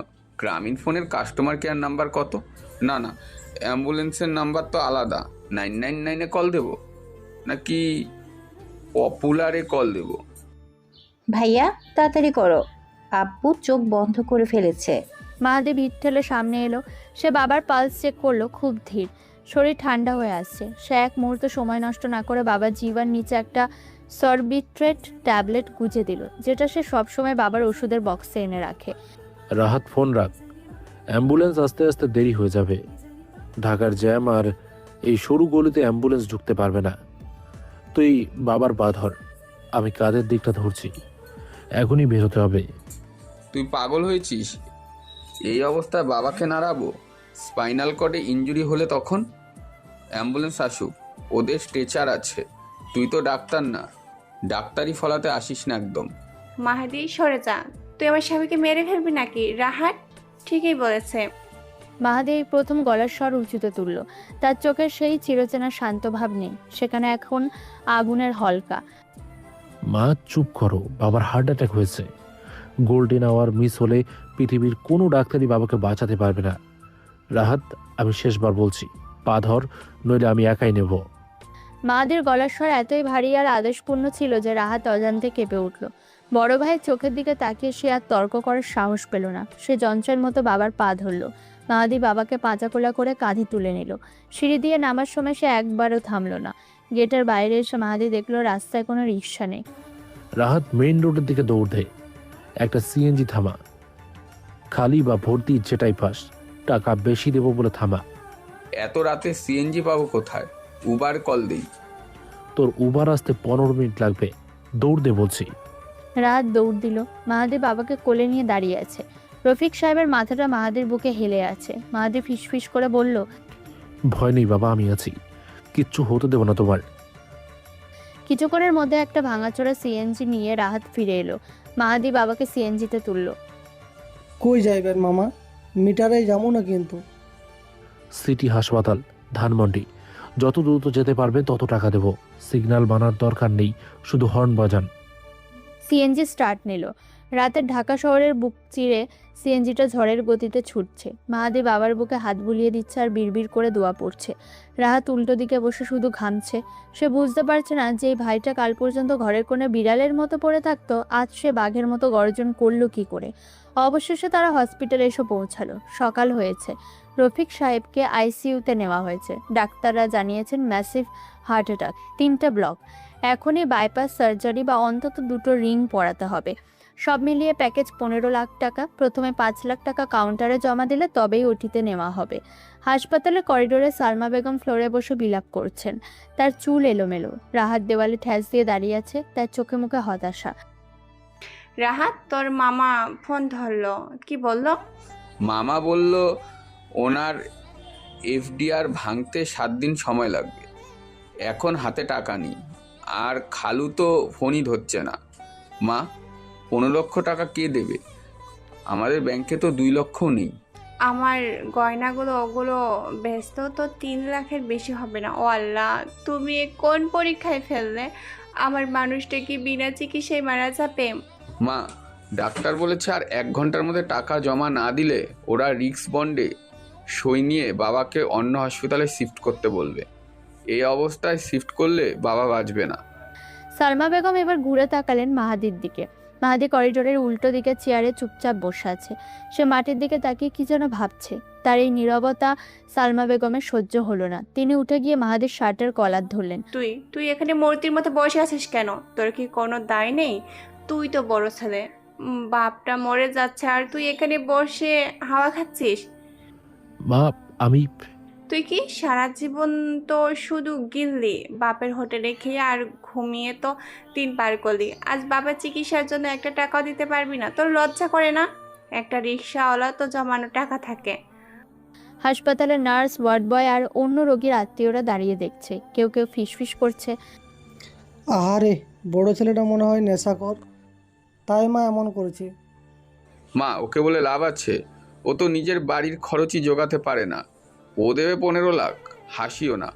উল্টো ওর আসার ভাড়ার টাকাটাও আমাকেই দিতে হয়েছে। ভাইয়া, তুই বরং বাড়িতে যা, এখানে ভিড় বাড়াস না। আমি দেখি কি করা যায়। মাহাদি উঠে দাঁড়ালো। সে জামাটা ঝেড়ে নিল। তার মুখে কোনো রাগ নেই, আছে এক অদ্ভুত শান্ত ভাব। টাকার ব্যবস্থা হয়ে যাবে, তোমরা চিন্তা করো না। হয়ে যাবে বললেই হলো? আকাশ থেকে পড়বে? নাকি কিডনি বেচবি? তোর কিডনিও তো কেউ কিনবে না, ওটাতেও নিশ্চয়ই ভেজাল আছে। ঠিক তখন করিডোরের শেষ প্রান্ত থেকে মাহিরা ছুটে এলো। তার পরনে গতকালের সেই সাধারণ সালোয়ার কামিজ, ওড়নাটা ঠিকমতো গায়ে নেই। সে হাঁপাচ্ছে। আন্টি, রাহাত ভাই আঙ্কেল কেমন আছে? আর কেমন থাকবে রে মা, টাকার অভাবে মরতে বসেছে। আর আমার এই কপার পোড়া ছেলেটা দাঁড়িয়ে তামসা দেখছে। মাহিরা মাহাদির দিকে তাকালো। মাহাদির অপমানিত মুখ দেখে তার কলিজা মোচড় দিয়ে উঠল। সে সহ্য করতে পারল না। আন্টি প্লিজ, ওকে বকবেন না। কাল রাতে ওই তো আঙ্কেলকে কোলে করে নিয়ে এলো শুনলাম। ও তো চেষ্টা করেছে। তুমি থামো মেয়ে, বাইরের লোক হয়ে আমাদের পরিবারের ব্যাপারে কথা বলবে না। তোমার এই আশকারাতেই ও বকে গেছে। সারাদিন তোমার সাথে সাথে ফুসির ফাঁসুর না করে যদি কাজে মন দিত তাহলে আজ বাপের এই দশা হতো না। মাহিরা অপমানে কুঁকড়ে গেল, কিন্তু সে পিছু হটল না। সে জানে এখন ইগো দেখানোর সময় না। রাহাত ভাই, কত টাকা লাগবে এখন? 5 লাখ এখনই, টোটাল 15 লাখ। তোমার কাছে কি কোনো সোর্স আছে মাহিরা? সুদে হলেও চলবে। মাহিরা এক মুহূর্ত ভাবলো, তারপর সে তার গলার দিকে হাত বাড়ালো। কিছুক্ষণ পর সকাল 10টায় মাহিরা কিছু না ভেবে হাসপাতালের কাউন্টারের সামনে আসে। তার হাতে একটা সোনার চেন আর একজোড়া কানের দুল। এগুলো তার দাদির দেওয়ার শেষ স্মৃতি। তার হাত কাঁপছে, কিন্তু সে দৃঢ়। কাউন্টারে লোকটিকে বলে, ভাইয়া, এগুলো কি আপনারা জমা রাখবেন বা আমাকে একটু সময় দেবেন? আমি এগুলো বিক্রি করে টাকা নিয়ে আসছি। ট্রিটমেন্ট শুরু করুন প্লিজ। পেশেন্টের নাম রফিক আহমেদ। ম্যাম, এটা জুয়েলারি শপ না, এটা হসপিটাল। ক্যাশ টাকা অথবা কার্ড দিন, গয়না রেখে আমরা চিকিৎসা করি না, বুঝেছেন? প্লিজ ভাইয়া, মানুষটা মরে যাবে, আমার কাছে আর কিছু নেই। হঠাৎ একটা শক্ত হাত মাহিরার হাতটা ধরলো। হাতটা উষ্ণ এবং খুব পরিচিত। মাহাদি। এগুলো ব্যাগে রাখো মাহি। ছাড়ো মাহদি, আঙ্কেল মারা যাবে। ওরা টাকা ছাড়া ওটিতে নেবে না। তোমার কাছে তো টাকা নেই, আমারটা দিতে দাও, পরে না হয় ফেরত দিও। তোমার এই চেইন আর দুল বেচলেও 50,000 টাকা হবে না, এখন সেটা লাগবে না। মানে টাকা লাগবে না মানে? তুমি কি পাগল হয়ে গেলে শোকে? মাহাদি মাহিরার হাত থেকে গয়নাগুলো নিয়ে খুব যত্ন করে তার ওড়নার খুঁটে বেঁধে দিল। তারপর সে মাহিরার চোখে চোখ রাখলো। সেই চোখে আজ আর কোনো অসহায়তা নেই। সেখানে আছে সমুদ্রের গভীরতা, আছে এমন এক আত্মবিশ্বাস যা মাহিরা আগে কখনো দেখেনি। আমার বাবার চিকিৎসার জন্য তোমার গয়না বিক্রি হবে না মাহি। আমি বেঁচে আছি, এখনো মরে যায়নি। কিন্তু টাকা, টাকা না দিলে তো ওরা? টাকা জমা হয়ে গেছে। কি বলছো? কি দিল? রাত ভাই তো বললো কেউ ধার দেয়নি। আল্লাহর দয়া অসীম, তুমি শুধু চোখের পানি মোছো। তোমার এই কান্না আমার সহ্য হয় না। আর শোনো, এখন থেকে আর কখনো নিজের আত্মসম্মান বা শেষ সম্বল কারো পায়ের কাছে ফেলবে না, মনে থাকবে? তুমি কিছু লুকাচ্ছ আমার কাছে। সেদিন রাতেই সেই কথা, হীরা হয়ে ফিরবো। তুমি কি কোনো খারাপ কাজ করছো? ডাকাতি করছো? ডাকাতি না, তবে যা করেছি তা ডাকাতির চেয়েও বড়। আমি নিজের ভাগ্যটা ছিনিয়ে এনেছি। চলো আইসিইউর সামনে যাই, বাবা হয়তো জ্ঞান ফিরলে তোমাকেই খুঁজবে। মাহাদির সামনে হাঁটা শুরু করলো। মাহিরা তার পেছনের দিকে তাকিয়ে রইল। মাহাদির হাঁটার ভঙ্গিটা কেমন যেন বদলে গেছে। তার কাঁধ এখন আর ঝুঁকে নেই। সে হাঁটছে যেন এই হাসপাতালের করিডোরটা তার কেনা সম্পত্তি। এদিকে আইসিইউ ওয়েটিং রুমে সালমা বেগম আর রাহাত এখনো বসে আছে। তাদের মুখ শুকিয়ে গেছে। হঠাৎ একজন সিনিয়র নার্স ফাইল হাতে হন্তদন্ত হয়ে এলেন। পেশেন্ট রফিক আহমেদের লোককে। সালমা বেগম আর রাহাত লাফিয়ে উঠলেন। সালমা বেগম ভয়ে কাঁপছেন, ভাবছেন হয়তো খারাপ কোনো খবর। জি আমরা। সিস্টার, টাকাটা জোগাড় করতে একটু দেরি হচ্ছে, আমরা এক্ষুনি। দেরি হবে কেন? বিল তো সব ক্লিয়ার। অ্যাকাউন্টস ডিপার্টমেন্ট থেকে কনফার্মেশন এসেছে। ভিআইপি কেবিন নাম্বার 302 রেডি করা হয়েছে। আর সুখবর হলো, দেশের টপ হার্ট স্পেশালিস্ট ডক্টর জামান খান নিজে আসছেন অপারেশন করতে। উনি তো সাধারণত এই হসপিটালে বসেন না, কিন্তু স্পেশাল রিকোয়েস্টে আসছেন। সবাই স্তম্ভিত। সালমা বেগম ফ্যালফ্যাল করে তাকিয়ে আছেন। রাহাত নিজের কানকে বিশ্বাস করতে পারছে না। ভিআইপি কেবিন, ডাক্তার জামান, আর বিল ক্লিয়ার। সিস্টার, আপনি মনে হয় ভুল মানুষের কাছে এসব বলছেন। আমরা তো কোনো টাকা দিইনি। না, ভুল হবে কেন? এই তো ফাইলে লেখা, পেশেন্ট রিসিভড ভায়া কর্পোরেট ফান্ড। আপনারা নাকি এম গ্রুপের আত্মীয়, আগে বলেননি কেন? এম গ্রুপের রেফারেন্স থাকলে তো আমরা অ্যাডমিশনের সময় ভিআইপি প্রোটোকল দিতাম। এম গ্রুপ, দেশের সবচেয়ে বড় কোম্পানি এম গ্রুপ, কিন্তু আমাদের সাথে তো ওদের কোনো কানেকশন নেই। কে টাকা দিল? নাম তো জানি না স্যার, তবে হসপিটালের চেয়ারম্যান স্যার নিজে ফোন করে সব অ্যারেঞ্জ করতে বলেছেন। আপনারা লাকি, খুব পাওয়ারফুল কেউ আপনাদের ব্যাক করছে। দোয়া করবেন অপারেশন যেন সাকসেসফুল হয়। বলে নার্স চলে গেলেন। রাহাত ধপ করে চেয়ারে বসে পড়ল। রাহাত, এটা কি হলো? এম গ্রুপ কেন আমাদের টাকা দেবে? তোর বাবা কি ওদের কোনো উপকার করেছিল চাকরি জীবনে? অসম্ভব মা, বাবা তো সামান্য ক্লার্ক ছিল। এম গ্রুপের পিওনের স্যালারি বাবার পেনশনের চেয়েও বেশি। আমার মনে হয় জিসানের কোনো রিলেটিভ হয়তো। জিশান তো নিজেই পথে বসেছে, তাহলে কে? ফেরেশতা হলো নাকি?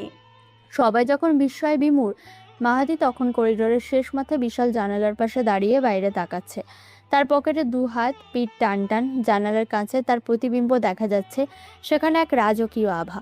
মাহিরা একটু দূরে দাঁড়িয়েছিল, সে নার্সের কথাগুলো শুনেছে। তার মাথার ভেতর সব ঘটনা সিনেমার রিলের মতো ঘুরতে লাগলো। কাল রাতে মাহাদির কথা সে শুনেছিল, 15 লাখ ব্যবস্থা করো চৌধুরী সাহেব, জিসানের হঠাৎ পতন, মাহাদির কনফিডেন্স, আর এখন এম গ্রুপ। মাহিরা ধীরে ধীরে মাহাদির দিকে এগিয়ে গেল। মাহাদি তখন ফোনে কথা বলছে, খুব নিচু স্বরে। মাহিরা পিলারের আড়ালে দাঁড়ালো। ডাক্তার জামান পৌঁছেছেন? গুড। ওনাকে বলবে আমার বাবার হার্টের যেন কোনো কমপ্লিকেশন না থাকে, আর সিকিউরিটি টাইট রাখো, মিডিয়া যেন টেন না পায় এম গ্রুপের সিইও হাসপাতালে আছে। ফোনের উপাস থেকে মিস্টার চৌধুরীর গলা আবছা শোনা গেল। স্যার, হেলিকপ্টার রেডি, তেজগাঁও এয়ারপোর্টে অপেক্ষা করছে। জাপানিজ ডেলিগেটরা আপনার জন্য বসে আছে। মিটিং খুব আর্জেন্ট, আপনাকে এখনই যেতে হবে। আর কতদিন এই নাটক চলবে স্যার? খুব শীঘ্রই শেষ হবে চৌধুরী। আজ বিকেলেই আমি আসছি, ফাইলে সাইন করে দিও। আর শোনো, রাহাতের জন্য ক্যান্টিনের ফুড কুপন পাঠিয়ে দিও, ছেলেটা না খেয়ে আছে। ফোন রেখে মাহাদি ঘুরল। মাহিরাকে দেখে সে এক মুহূর্তের জন্য থমকে গেল, কিন্তু দ্রুত নিজেকে সামলে নিল। তার মুখে সেই রাজকীয় ভাব মুহূর্তে মিলিয়ে গেল। আবার ফিরে এলো সেই নিরীহ বোকা মাহাদির চেহারা। মাহি, তুমি এখানে? মা কি খুঁজছে? মাহিরা মাহাদির দিকে তাকিয়ে রইল। তার চোখে এখন আর শুধু ভালোবাসা নেই, আছে এক তীব্র সন্দেহ আর বিস্ময়। মাহদি, তুমি কি? আমি আমি তো তোমার সেই বাসি ভাত খাওয়া মাহাদি। কেন, চিনতে পারছো না? মিথ্যে বলো না। বাসি ভাত খাওয়া মাহদি হেলিকপ্টার চড়ে না, এম গ্রুপের সিও হয় না। মাহাদি চমকে উঠল। মাহিরা শুনে ফেলেছে। সে এগিয়ে এসে মাহিরার কাঁধে হাত রাখলো। দেওয়ালের কান আছে মাহি, সব সত্য সব সময় বলা যায় না। শুধু এটা জেনে রাখো, এই মাহাদি তোমার সেই মাহাদি আছে যাকে 3 বছর আগে তুমি প্রপোজ করেছিলে। প্রপোজ করার আগে যে সব সময় আমাকে লুকিয়ে লুকিয়ে দেখতে, এখন শুধু তার খেলার মাঠটা একটু বড় হয়েছে। খেলা? তুমি জীবন নিয়ে খেলছো মাহদি? তোমার পরিবার তোমাকে চিনতে পারছে না, আর তুমি? ওরা আমাকে চিনবে মাহি, খুব রাজকীয়ভাবেই চিনবে, কিন্তু তার আগে মুখোশগুলো খসে পড়তে দাও। চলো মায়ের কাছে যাই। মাহাদি আবার কাঁধটা একটু ঝুঁকিয়ে নিল, হাঁটার ভঙ্গিটা করে ফেললো একটু জড়সড়। কিন্তু মাহিরা জানে এই কুঁজো পিঠের আড়ালেই লুকিয়ে আছে এক অদৃশ্য মুকুট পরা রাজা। পরিবারের কাছে ফিরে আসতে রাহাত উত্তেজিত হয়ে বলল, ভাইয়া শুনেছিস, এম গ্রুপ টাকা দিয়েছে, আমাদের আর চিন্তা নেই, বাবা সুস্থ হয়ে যাবে। তাই নাকি? আল্লাহ যা করেন ভালোর জন্যই করেন। আমি তো আগেই বলেছিলাম ব্যবস্থা হয়ে যাবে। তুই বলেছিলি মানে? তুই কি এম গ্রুপের মালিক নাকি? এইসব ফালতু কথা, সব ফালতু কথা। ভাগ্যিস আল্লাহ আমাদের দিকে তাকিয়েছে। মাহাদি চুপ করে রইল। জানালার বাইরে তখন একটা হেলিকপ্টার উড়ে যাওয়ার শব্দ পাওয়া যাচ্ছে। মাহাদি আর চোখে সেদিকে তাকালো। তার সাম্রাজ্য তাকে ডাকছে। দেখতে দেখতে বিকেল 4টা হয়ে যায়। সিটি হসপিটালের ভিআইপি কেবিন, 302 নম্বর কক্ষ। রফিক সাহেবের জ্ঞান ফিরেছে ঘন্টা 2 হলো। এসি কেবিন, নরম বিছানা, জানালার পর্দা সরালে ধানমন্ডি লেক দেখা যায়। কেবিনের একপাশে সোফায় বসে সালমা বেগম ফল কাটছেন। রাহাত টিভিতে ক্রিকেট খেলা দেখছে, তবে শব্দ কমানো। রিনা বাবার পায়ের কাছে বসে আছে। রফিক সাহেব ফ্যাল করে ছাদের দিকে তাকিয়ে আছেন। তিনি এখনো বিশ্বাস করতে পারছেন না যে তিনি বেঁচে আছেন এবং এমন রাজকীয় কেবিনে শুয়ে আছেন। ও রাহাত, টিভিটা বন্ধ করতো, তোর বাবার মাথার উপর ঘ্যান ঘ্যান করছে। রিনা, বাবাকে আপেলটা দে, ডক্টর বলেছে লিকুইড আর ফল ছাড়া কিছু দেওয়া যাবে না। সালমা, বিলের কি হলো? আমরা এখানে টাকা কে দিল? বাবা তুমি ওসব নিয়ে ভেবো না, সব মিরাকেল। এম গ্রুপ নামে ওই কোম্পানিটা সব স্পন্সর করেছে। তোমার কপাল ভালো বাবা, একদম শেষ মুহূর্তে লটারি লাগার মতন অবস্থা। কপাল তো ভালো তোর বাপেরই, কিন্তু আমার কপালটা দেখ। এই যে বাপটা জমের দুয়ার থেকে ফেলো, অথচ বড় ছেলেটার কোনো খবর নেই। সেই যে সকালে হাওয়া হয়ে গেছে আর পাত্তাই নেই। নিশ্চয়ই কোনো টং দোকানে গিয়ে বসে আড্ডা মারছে আর বিড়ি ফুকাচ্ছে। মা, ভাইয়া তো সারা রাত জাগা ছিল, হয়তো টায়ার্ড হয়ে কোথাও ঘুমাচ্ছে। চুপ কর তুই। টাওয়ার তো রাহাতেরও রয়েছে, ও তো বাপের পাশ ছাড়া হয়নি। আর ওই নবাব চাঁদা দায়িত্ব জ্ঞানহীন কোথাকার। আল্লাহকে বড় ছেলে হিসাবে না পাঠিয়ে কোনো কাজের ছেলে হিসাবে পাঠালে তো সংসারে দুটো টাকা আসতো। দরজা নক হলো। একজন নার্স ট্রলি নিয়ে ঢুকলেন। পেছনে কোটটায় পরা একজন ভদ্রলোক। ইনি মিস্টার চৌধুরী, অর্থাৎ মাহাদের পিএ। তবে তিনি নিজের পরিচয় গোপন রেখেছেন। এক্সকিউজ মি, পেশেন্টের এখন ওষুধ খাওয়ার সময়, আর উনি এম গ্রুপ থেকে এসেছেন আপনাদের খোঁজ খবর নিতে। রাহাত তড়িঘড়ি করে উঠে দাঁড়ালো। সালমা বেগমের শাড়ির আঁচল ঠিক করে নিলেন। আসসালামু আলাইকুম রফিক সাহেব, কেমন ফিল করছেন এখন? ওয়ালাইকুম আসসালাম। জি, বাবা এখন অনেকটাই বেটার। স্যার, আপনারা যা করলেন আমাদের জন্য, আমার আসলেই কৃতজ্ঞতার ভাষা হারিয়ে ফেলেছি। কিন্তু স্যার, এম গ্রুপ হঠাৎ আমাদের মতন সাধারণ ফ্যামিলিকে কেন হেল্প করলো? আমাদের তো কোনো প্রিভিয়াস কানেকশন নেই। আমাদের কোম্পানির একটা চ্যারিটি ফান্ড আছে, প্রজেক্ট ছায়া নামে। আমরা র্যান্ডমলি কিছু ক্রিটিক্যাল পেশেন্টকে সিলেক্ট করি। রফিক সাহেব লাকি ছিলেন, আপনাদের সিস্টেম ওনার ফাইলটা পিক করেছে। আর তাছাড়া আমাদের সিও স্যার নিজেই খোঁজ নিচ্ছেন। আল্লাহ ওনার ভালো করুক, ওনার হায়াত বাড়িয়ে দিক। এত বড় মনের মানুষ। আমাদের তো আত্মীয় স্বজনও মুখ ফিরিয়ে নিয়েছিল। স্যার একটু বসুন, চা খান। ধন্যবাদ, আমার তারা আছে। আমি শুধু দেখতে এলাম কোনো সমস্যা হচ্ছে কি না। বিল নিয়ে চিন্তা করবেন না, ডিসচার্জ পর্যন্ত সব ফিট। আমি আসছি। মিস্টার চৌধুরী বেরিয়ে গেলেন। রাহাত খুশিতে গদগদ। দেখেছো মা, একেই বলে বড়লোকদের স্টাইল। কোনো ভাব নেই, এসে সোজা নিয়ে গেল। আর আমাদের ভাই, ছি। দরজার আড়ালে দাঁড়িয়ে মাহিরা সব শুনছিল। তার হাতে একটা টিফিন ক্যারিয়ার। সে ভেতরে ঢুকলো না। তার মাথায় সকালে সে কথাটা বাজছে, হেলিকপ্টার রেডি স্যার। আর এখন এম গ্রুপের এই হঠাৎ আগমন। মাহিরা করিডোরের একপাশে সরে গিয়ে নিজের ফোনটা বের করলো। গুগলে সার্চ দিল এম গ্রুপ সিইও। রেজাল্টে কোনো ছবি এলো না, শুধু লেখা Mahadi Bhuiyan, a mysterious business tycoon, rarely seen in public. মাহিরার হাত কাঁপছে। নামটা মিলে যাচ্ছে, মাহাদি ভুঁইয়া। কিন্তু তার মাহাদি তো রিক্সা ভাড়া দিতেও হিমশিম খায়। তবে কি সবটাই অভিনয়? মাহিরা সিদ্ধান্ত নিল আজ এই রহস্যের শেষ দেখে সে ছাড়বে। সে দ্রুত লিফটের দিকে হাঁটা দিল। মাহাদিকে সে সকালে হসপিটাল থেকে বের হতে দেখেনি। নিশ্চয় সে অন্য কোনো পথে গেছে, কিন্তু মাহিরা জানে কোথায় যেতে হবে। Gulshan 2 M group headquarters. অন্যদিকে সন্ধ্যা 6টায় M group tower, Gulshan top floor সিইওর অফিসে। বিশাল কাঁচঘেরা অফিস, বাইরে ঢাকার সন্ধ্যা নামছে। গুলশান এভিনিউতে গাড়ির লাল নীল আলোর সারি। মাহাদি তার রিভলভিং চেয়ারে বসে বাইরের দিকে তাকিয়ে আছে। তার পরনে এখন আর সেই সস্তা চেক শার্ট নেই। সে পরেছে নেভি ব্লু রঙের ইতালিয়ান স্যুট, সাদা শার্টের ওপর ডার্ক টাই। হাতে একটা রোলেক্স ঘড়ি। টেবিলের ওপর একটা ফাইল রাখা। মিস্টার চৌধুরী সামনে দাঁড়িয়ে আছে। স্যার, আপনার বাবার অবস্থা স্টেবল। আমি নিজে দেখে এসেছি। আপনার মা একটু রাগারাগি করেছিলেন আপনি নেই বলে, কিন্তু রাহাত খুব খুশি। মাহাদি চেয়ার ঘুরিয়ে সামনে ফিরল। তার চোখে ক্লান্তি, কিন্তু দৃষ্টিতে ধার। মা রাগ করবে নি, ওটাই স্বাভাবিক। রাহাত খুশি থাকলেই হলো। অন্তত ও তো আর টেনশন করবে না। চৌধুরী সাহেব হাসপাতালের বিলের হার্ড কপিটা ছিঁড়ে ফেলুন। ডিজিটাল কপিটা এনক্রিপ্টেড ফোল্ডারে রাখবেন। আমার পরিবার যেন কোনোভাবেই না জানে আমি এর পেছনে আছি বা ছিলাম। স্যার, একটা কথা বলবো? আপনি কেন নিজেকে এত কষ্ট দিচ্ছেন? এই যে আজ দুপুরে আপনি লাঞ্চ করেননি, 5 বছর আগে যখন আপনি শুরু করেছিলেন তখনও এমন না খেয়ে থাকতেন। এর পিছনের কারণটা কি? কারণ জানতে চান? মাহাদি ফাইলটা হাতে নিল, চোখ বন্ধ করলো। চোখের সামনে ভেসে উঠল সেই দিনগুলো। তাহলে শুনুন। 5 বছর আগে আমি ঢাকার ছোট্ট একটা মেস বাড়িতে ছিলাম। আমার বয়স তখন 23 বছর ছিল। বাবার রিটায়ারমেন্টের পর সংসারে অভাব এসেছিল।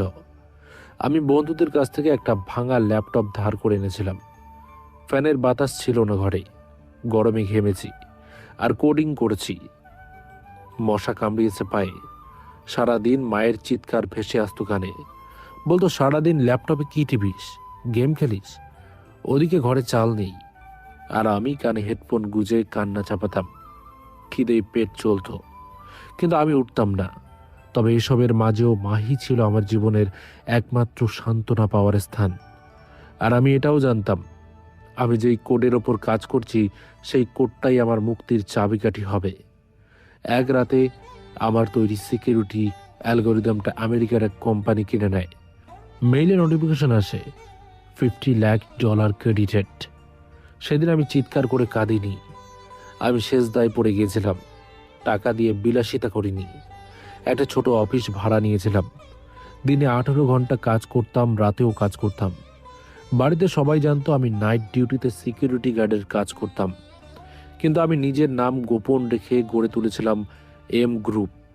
কারণ আমি চেয়েছিলাম আমার পরিবার আমাকে ভালোবাসুক, আমার ব্যাংক ব্যালেন্সকে নয়।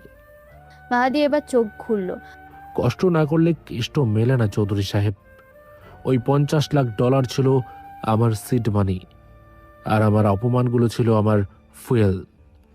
আজ আমি যা, সব ওই অপমানের দান। মিটিং কি রেডি? জি স্যার, জাপানিজ ইনভেস্টররা ওয়েট করছেন। চলো, আজ ডিলটা সাইন করতেই হবে। মাহাদি উঠে দাঁড়ালো। তার হাঁটা চলা এখন সেই কুঁজো ভাব নেই, আছে এক দুর্দণ্ড প্রতাপ। এদিকে রাত 8টায় এম গ্রুপের রিসেপশন এরিয়াটা কোনো 5 স্টার হোটেলের লবির চেয়ে কম নয়। মার্বেলের ফ্লোর, ছাদ থেকে ঝুলছে বিশাল ক্রিস্টালের ঝাড়বাতি, দেওয়ালে বিমূর্ত সব দামি পেইন্টিং। রিসেপশনে বসে আছে দুজন স্মার্ট রিসেপশনিস্ট, কানে ব্লুটুথ হেডসেট। সিকিউরিটির গার্ডরা সব স্যুটেড বুটেড। মাহিরা একটু কুঁকড়ে গেল। তার পরনে সাধারণ সুতির সালোয়ার কামিজ, কাঁধে একটা কাপড়ের ব্যাগ। এই ঝকঝকে পরিবেশে নিজেকে তার বড্ড বেমানান লাগছে, কিন্তু তার জেদ চাপলো। সে সোজা রিসেপশন ডেস্কে এগিয়ে গেল। Good evening ma'am, how can you help you? Sir তো মিটিংয়ে আছেন, আপনার কি অ্যাপয়েন্টমেন্ট আছে ম্যাম? অ্যাপয়েন্টমেন্ট নেই, তবে আমি ওনার বোন। বাসা থেকে এসেছি, বাবার শরীরটা খারাপ হয়েছে আবার, তাই। মাহিরা খুব আত্মবিশ্বাসের সাথে মিথ্যেটা বলল। রিসেপশনিস্ট মেয়েটি একটু অবাক হয়ে কম্পিউটারের স্ক্রিনে তাকালো, তারপর ভুরু কুঁচকে মাহিরার দিকে তাকালো। আপনি তো ভুল করেছেন, আমাদের সিইও মিস্টার মাহুদি ভুইয়া স্যারের ফ্যামিলি প্রোফাইলে কোনো বোনের নাম নেই। উনি অনলি চাইল্ড হিসেবেই রেকর্ডেড। যদিও ওনার সৎ ভাই বোন আছে, কিন্তু তাদের নাম তো লিস্টে নেই। আর স্যার তো কখনো অ্যাপয়েন্টমেন্ট ছাড়া ফ্যামিলি মেম্বারদেরও অ্যালাউ করেন না। মাহিরার মাথায় আকাশ ভেঙে পড়ল। সিইও মিস্টার মাহাদি ভুইয়া, তার মানে গুগল ভুল বলেনি। উনি উনি কি কোম্পানির মালিক? অবশ্যই, এম গ্রুপ ওনারই হাতে গড়া। এক্সকিউজ মি ম্যাম, আপনি কি শিওর আপনি ওনার কথাই বলছেন? সিকিউরিটি ডাকতে হবে কি? মাহিরা আর দাঁড়ালো না, সে উল্টো দিকে ঘুরল, তার পা কাঁপছে। মাহুদি, আমার সেই অবহেলিত বাসি ভাত খাওয়া মাহুদি, এই বিশাল সাম্রাজ্যের সম্রাট, এটা কি করে সম্ভব? আমি কি স্বপ্ন দেখছি? ঠিক তখনই লবির কাঁচের দরজা দিয়ে হুড়মুড় করে কয়েকজন বডিগার্ড ঢুকলো।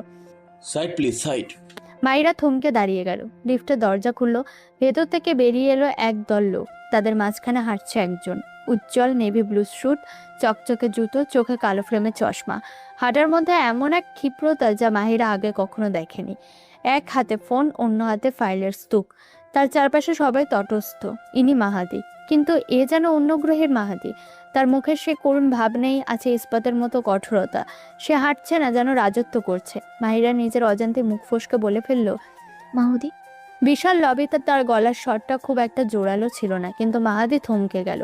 সে কান থেকে ফোনটা নামালো, তার চোখ পুরো লবিতে ঘুরলো এবং গিয়ে থামলো মাহিরার ওপর। মাহাদির চোখে বিস্ময়, সে হাত তুলল, সাথে সাথে পুরো দলটা থেমে গেল। বডিগার্ডরা মাহিরার দিকে এগোতে নিচ্ছিল, মাহাদি ইশারায় তাদের থামালো। মাহাদি গটগট করে হেঁটে এলো মাহিরার সামনে। মাহিরা মাহাদির এই সুটেড বুটেড সুগন্ধি মাখা দামি রূপ দেখে পাথর হয়ে গেছে। এই সেই মাহাদি যার শার্টে ইস্ত্রি থাকে না। Guards, clear the area, lift open রাখো। কিন্তু স্যার, আপনার মিটিং ক্যান্সেল, 10 মিনিট পর শুরু হবে। মাহাদি মাহিরার হাতটা ধরল খুব শক্ত করে। এই স্পর্শে সেই পুরনো মাহাদি আছে। সে মাহিরাকে টেনে নিয়ে চলে তার প্রাইভেট লিফটের দিকে। মাহিরা কোনো বাধা দিতে পারল না, সে তখনও ঘোরের মধ্যে। মাহাদি মাহিরাকে নিয়ে লিফটে ঢুকলো এবং দরজা বন্ধ করার বাটন চাপলো। লিফট ওপরে উঠতে শুরু করেছে। বাইরের পৃথিবী থেকে তারা বিচ্ছিন্ন। মাহিরা হঠাৎ যেন সম্বিত ফিরে পেল। সে এক ঝটকায় নিজের হাত ছাড়িয়ে নিল এবং মাহাদির বুকে সজোরে ধাক্কা দিল। মাহাদি টলল না, কিন্তু পেছালো। কি তুমি এত বড় নাটক কেন করলে আমার সাথে? আমাকেও কি তুমি করুণা করেছো বলো? মাহাদি টাইয়ের নটটা একটু ঢিলা করলো। সে শান্ত গলায় বলল, শান্ত হও মাহি। শান্ত হব? আমি পাগল হয়ে যাব। তুমি এম গ্রুপের মালিক, তুমি কোটিপতি, আর আমাদের সামনে ভিখারির অভিনয় করছো কেন? আমাদের কষ্ট দেখে কি তোমার খুব আনন্দ হতো? আমার চোখের জল কি তোমার কাছে জোকস ছিল? মাহিরা মাহাদির শুটের কলার খামচে ধরে ঝাঁকাতে লাগলো। সে কাঁদছে, তার কান্নাটার আগের চেয়েও বেশি অভিমানের। উত্তর দাও, কেন লুকালে? আমি তো ওই ছেঁড়া শার্ট পরা মাহুদিকেই ভালোবেসেছিলাম। তোমার এই টাকা আমার দরকার ছিল না, তাহলে কেন এমন করলে? মাহাদি হঠাৎ মাহিরাকে ধরে উল্টে দিল। মাহিরাকে দেওয়ালের সাথে পিন করে ফেললো। লিফট দ্রুত গতিতে উপরে উঠছে, আর ভেতরে দুজনেই ফুঁসছে। ঠকাইনি মাহি, পরীক্ষা করেছি। কিসের পরীক্ষা? ভালোবাসার? না, মানুষের। আমার আপন মানুষগুলোই আমাকে বিশ্বাস করেনি মাহি। বাবা আমাকে চোর ভাবতো, মা আমাকে বোঝা ভাবতো। আমি চেয়েছিলাম মানুষ মাহাদিকেও ভালোবাসুক, এম গ্রুপের সিইও কে নয়। আমি তো বেশি ছিলাম, আমি কি জানতাম তুমি সিইও? আমি তো তোমার ওই কষ্টের জীবনটাকেই আপন করেছিলাম। তবে আমাকে কেন অবিশ্বাস করলি? মাহাদি মাহিরার কপালের ওপর চলে আসা চুলগুলো সরিয়ে দিল। তার চোখে এখন গভীর বেদনা। তোমাকে অবিশ্বাস করিনি, ভয় পেয়েছিলাম। কিসের ভয়? যদি তুমি বদলে যাও, যদি দেখি টাকার গন্ধে তোমার ভালোবাসাটা ফিকে হয়ে গেছে। আমি ওই কাচের ঘরে খুব একা মাহি। আমি চেয়েছিলাম এমন একজনকে যে আমার শূন্য পকেটেও আমার পাশে থাকবে। আমি থেকেছি মাহুদি, আমি আমার গয়না বেচতে গিয়েছিলাম তোমার বাবার জন্য, তোমার জন্য না। জানি, আর সেটাই আমার জেতার মুহূর্ত ছিল। ওই মুহূর্তেই আমি বুঝেছি আমার সাম্রাজ্যের আসল রানী তুমি। তুমি একটা রাক্ষস। তুমি জানো না আমি কত কেঁদেছি, কত রাত না খেয়ে তোমার কথা ভেবেছি। মাহাদি মাহিরার হাত দুটো ধরে নিজের বুকে চেপে ধরলো। আর কাঁদতে হবে না। আজকের পর থেকে তোমার চোখের পানির দাম এই এম গ্রুপের চেয়েও বেশি। চুপ করো, একদম সিনেমার ডায়লগ দেবে না। আমার খুব রাগ হচ্ছে তোমার উপর। ইচ্ছে করছে তোমাকে। কি ইচ্ছে করছে? মারতে? না, মেরে ফেলতে। মারো, আমি তো তোমার হাতেই মরতে চাই। মাহিরা আর পারল না। সে মাহাদির টাই ধরে তাকে নিচে নামালো। মাহাদির ঠোঁটে নিজের ঠোঁট ডুবিয়ে দিল। এটা কোনো সাধারণ চুমু নয়, এর মধ্যে আছে গত কয়েকদিনের জমানো ক্ষোভ, ভয়, অনিশ্চয়তা আর তীব্র ভালোবাসা। মাহাদিও মাহিরাকে দুহাতে জড়িয়ে ধরলো। লিফট টপ ফ্লোরে এসে থামলো। ডিং করে শব্দ হলো, কিন্তু দরজা খুলল না, কারণ মাহাদি আগে স্টপ বাটন চেপে রেখেছে। বিশ্বাস করো এবার। না। কেন? তুমি খুব বড় অভিনেতা। তোমার কাছে ধরা পড়ে গেছে তো। জিশানকে তুমি পথে বসিয়েছ, তাই না? ও আমার রানীর দিকে চোখ তুলেছিল। আর হসপিটাল? ওটা আমারই চ্যারিটি। উফ, ভাবলে আমার মাথা ঘুরছে। তুমি বিশাল অফিস, সব তোমার। না, আমাদের। আমি চাই না। নিতেই হবে। শর্ত আছে। বলো জান। এই লুকোচুরি আজই শেষ করতে হবে। আমি আর পারছি না অভিনয় দেখতে। কথা দিচ্ছি, খুব শীঘ্রই পর্দা উঠবে, কিন্তু তুমি আমার সাথে থাকবে তো, যখন সবাই আমাকে ভুল বুঝবে? বোকা একটা, আমি তো তখনই ছিলাম যখন কেউ ছিল না তোমার। সব মনে আছে তো? এখন তো আলোয় আছো, ছায়াতেও আমিই থাকবো। মাহাদি মাহিরাকে বুকে জড়িয়ে নিল। লিফটের দরজা খুলল। সামনে বিশাল অফিস ফ্লোর, আলো ঝলমলে, কিন্তু মাহাদি আর মাহিরা তখন একে অপরের দিকে তাকিয়ে আছে। তাদের দুজনের চোখে তখন নতুন যুদ্ধের প্রস্তুতি, সত্য প্রকাশের যুদ্ধ। এভাবেই দুদিন পর সকাল 10টা, মাহাদিদের বাড়ির ড্রয়িং রুম। বাড়িটা থমথমে। ড্রয়িং রুমে 3জন পুলিশ অফিসার দাঁড়িয়ে আছে। তাদের সামনে রফিক সাহেব মাথায় হাত দিয়ে বসে আছেন। সালমা বেগম কাঁদছেন। রাহাত এক কোণায় দাঁড়িয়ে থরথর করে কাঁপছে। তার হাতে হাতকড়া পরানো হয়নি এখনো, কিন্তু পুলিশ তাকে ঘিরে রেখেছে। পুলিশ অফিসার বলেন, দেখুন মিস্টার রফিক, আপনার ছেলে যে কাজটা করেছে সেটা ক্ষমার অযোগ্য। এমটেক সলিউশন একটি মাল্টিন্যাশনাল কোম্পানি। তাদের ইন্টার্ন হয়ে 10 কোটি টাকার ফান্ড ট্রান্সফার করা এটা ছেলে খেলা নয়। ডিজিটাল সিকিউরিটি অ্যাক্ট আর মানি লন্ডারিং দুটো মামলা হয়েছে। স্যার, আমার ছেলে ছোট মানুষ, ভুল করে ফেলেছে। ও তো বোঝেনি। আমরা টাকাটা ফেরত দিয়ে দেব আমাদের বাড়িটা বিক্রি করে। বাবা, বাড়ি বেচলেও 10 কোটি টাকা হবে না, আর টাকা আমি খরচ করে ফেলেছি অনলাইন জুয়ায়। আমার কিচ্ছু নেই বাবা। ও বাবা, পুলিশ আমার ছেলেটাকে নিও না, অমাসুম। ও তো আমার কোলের মানিক। তোমরা ওকে ধমক দিয়ে ছেড়ে দাও। সালমা বেগম ওসি সাহেবের পা ধরতে গেলেন। ওসি সাহেব বিরক্ত হয়ে পা সরিয়ে নিলেন। আরে ছাড়ুন তো, মাসুম না হাতি 10 কোটি টাকা মেরে দিয়েছে আর বলছেন মাসুম। আমাদের হাতে কিছুই নেই। এম গ্রুপের লিগ্যাল টিম খুব স্ট্রং। একমাত্র এম গ্রুপের সিওই যদি দয়া করে কেস তুলে নেন তবেই বাঁচার চান্স আছে, নইলে আজীবন জেল। শিওর? কিন্তু আমরা তো তাকে চিনি না, আমরা কিভাবে দেখা করব? সেটা আপনাদের ব্যাপার। আমরা ওকে নিয়ে যাচ্ছি। যদি বিকেলের মধ্যে কম্প্রোমাইজ পেপার না পাই, কাল কোর্টে চালান করে দিব। পুলিশ রাহাতকে টানতে টানতে ভ্যানে তুলল। মহল্লার লোকজন সব ভিড় করেছে। রফিক সাহেব বুকে হাত দিয়ে ফ্লোরে লুটিয়ে পড়লেন। আমার মান সম্মান সব গেল। চোর, আমার ছেলে একটা চোর। দুপুর 2টোয় M group headquarters waiting lounge. বিশাল কাঁচ ঘেরা বিল্ডিং। রিসেপশনের সোফায় রফিক সাহেব, সালমা বেগম, রিনা এবং রাহাত বসে আছে। পুলিশ রাহাতকে স্পেশাল পারমিশনে নিয়ে এসেছে সিইওর সাথে কথা বলানোর জন্য। তাদের সাথে মাহিরাও এসেছে। সে চুপচাপ একপাশে দাঁড়িয়ে আছে। রফিক সাহেবের পরনে একটা পুরনো পাঞ্জাবি। সালমা বেগম বারবার চোখ মুছছেন। এন গ্রুপের কর্মীরা স্যুটবুট পরে তাদের সামনে দিয়ে হেঁটে যাচ্ছে। কেউ তাদের দিকে তাকাচ্ছে না। আর কতক্ষণ বসে থাকবো? সেই দুপুর 12টা থেকে বসে আছি, কেউ তো এক গ্লাস পানিও দিল না। এত বড় কোম্পানি, আমাদেরকে মানুষ মনে হচ্ছে না? মা চুপ করো, দেখছো না সবাই কেমন স্মার্ট? এখানে কথা বলাও বারণ মনে হয়। হায় রে কপাল, বড় ছেলেটাকে সারা জীবন তাড়িয়ে দিলাম, আজ ছোট ছেলের জন্য পথে বসতে হলো। মাহাদি থাকলে হয়তো কোনো বুদ্ধি দিত। ও তো মাঝে মাঝে বলতো ওর বড় বড় কানেকশন আছে। ওই অপদার্থটার নাম নিও না বাবা। ও তো ভয়ে বাড়ি ছেড়ে পালিয়েছে। পুলিশ আসার খবর শুনেই উধাও। শয়তান একটা। আমার বিপদের সময় ও থাকলে হয়তো পুলিশের সাথে কথা বলতে পারত। মাহিরা এবার মুখ খুলল। তার গলায় চাপা ক্ষোভ। রাহাত ভাই যাকে অপদার্থ বলেছেন, সে থাকলে হয়তো আজ আপনাকে হাতকড়া পড়তে হতো না। নিজের দোষ অন্যের ঘাড়ে চাপাবেন না। তুমি থামো। তুমি এমনিতেই মেজাজ খারাপ। আমার ছেলের নামে উল্টোপাল্টা কথা বলবে না। হঠাৎ রিসেপশনের ইন্টারকমে শব্দ হলো। রিসেপশনিস্ট তাদের দিকে তাকালো। Mister Rafiq and family, CEO sir আপনাদের পারমিশন দিয়েছেন, কনফারেন্স রুমে যান, 5th ফ্লোর। সবে হুড়মুড় করে উঠে দাঁড়ালো। রাহাত ভয়ে কাঁপছে। তারা 5th ফ্লোরে এসে দাঁড়ায়। বিশাল কনফারেন্স রুম, মাঝখানে লম্বা ওভাল শেপের টেবিল।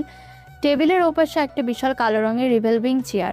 চেয়ারে একজন বসে আছে কিন্তু উল্টো দিকে ঘুরে। জানালা দিয়ে সে বাইরের আকাশ দেখছে। রফিক সাহেব, সালমা বেগম, রাহাত, রিনা এবং মাহিরা সবে ভেতরে ঢুকলো। সাথে দুজন পুলিশ। এসি চলছে খুব জোরে। ঘরটা হিমশীতল। স্যার, আসসালামু আলাইকুম স্যার। আমি রাহাতের বাবা। আমার ছেলে ভুল করেছে স্যার। আমি ওর হয়ে মাপ চাইছি। দয়া করে ওর জীবনটা নষ্ট করবেন না। আমরা গরিব মানুষ স্যার। চেয়ারের ওপাশ থেকে কোনো উত্তর এলো না, শুধু আঙুল দিয়ে টেবিলের ওপর টোকা দেওয়ার শব্দ।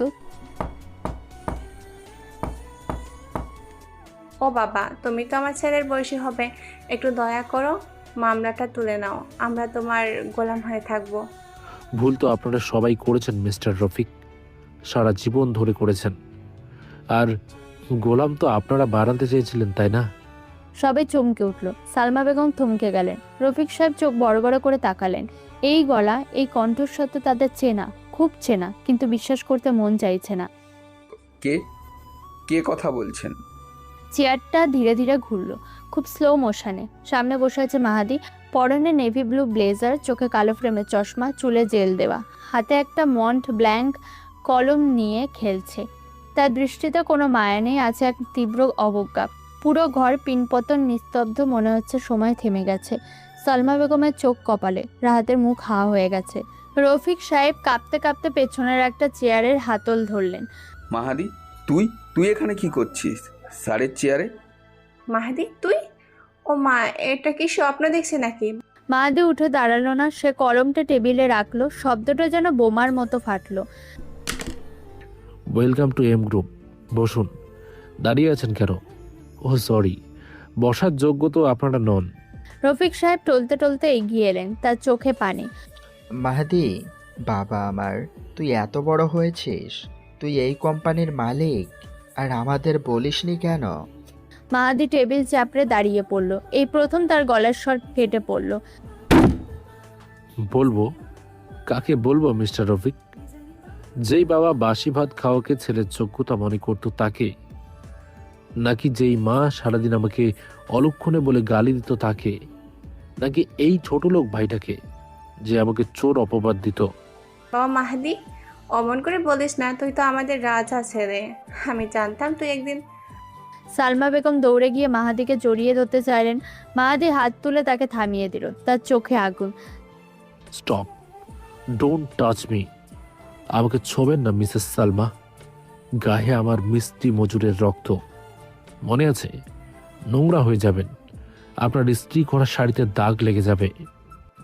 সালমা বেগম থমকে গেলেন, অপমানে তার মুখ লাল হয়ে গেল। আজ আমি সিইও বলে বাবা ডাকছেন? আমি যদি আজও সেই বেকার মাহাদি থাকতাম আর পুলিশ আমাকে ধরে আনতো, আপনারা কি আমাকে বাঁচাতে আসতেন, নাকি উল্টো পুলিশকে বলতেন নিয়ে যান, আপদ বিদায় হোক? ভাইয়া, ভুল হয়ে গেছে, আমি বুঝতে পারিনি। আমাকে বাঁচা ভাইয়া, পুলিশ আমাকে মেরে ফেলবে। মাহাদি একটা ফাইল তুলে রাহাতের মুখের ওপর ছুঁড়ে মারলো। পেপারগুলো ছড়িয়ে পড়লো সারা ফ্লোরে। তোকে বাঁচাতে হবে কেন? তুই তো স্মার্ট, MBA পড়ছিস, আর আমি তো অপদার্থ। শোন রাহাত, এই কোম্পানিটা আমার, এই চেয়ারটা আমার, আর যে 10 কোটি টাকা তুই চুরি করে জুয়ায় উড়িয়েছিস ওটা আমারই টাকা, আমার ঘামের টাকা। রাহাত ফ্লোরে বসে পড়ল। সে মাহাদির পা জড়িয়ে ধরতে চাইল। মাহাদি পা সরিয়ে নিল। তোকে জেলে পৌঁছাতে আমার 2 সেকেন্ডও লাগবে না, কিন্তু আমি সেটা করব না, কারণ তোর মতো ছোট লোক আমি নই। ওসি সাহেব, কেস উইথড্র করা হলো, ওকে ছেড়ে দিন। পুলিশ রাহাতের হাত করা খুলে দিল। রাহাত কাঁদতে কাঁদতে বলল, ধন্যবাদ ভাইয়া, ধন্যবাদ। ধন্যবাদ দিস না। Get out from my office. Security, এদের বের করে দাও, আমার বাতাসের অক্সিজেন নষ্ট হচ্ছে। মাহাদি ঘুরে জানালার দিকে তাকালো। সে আর কারো দিকে তাকালো না। পরিবার অপমানিত হয়ে মাথা নিচু করে বেরিয়ে গেল। শুধু মাহিরা দাঁড়িয়ে রইল। মাহাদি জানে মাহিরা এখনো আছে, কিন্তু সে ফিরল না। পরদিন সকাল 9টায় মাহাদিদের বাড়িটা এখন শ্মশানের মতো নিস্তব্ধ। রাহাত জেল থেকে ছাড়া পেয়েছে ঠিকই, কিন্তু লজ্জা সে ঘর থেকে বের হচ্ছে না। মহল্লা সবাই জেনে গেছে মাহাদিকে। সবাই ছিছি করছে রফিক সাহেবের পরিবারের ওপর।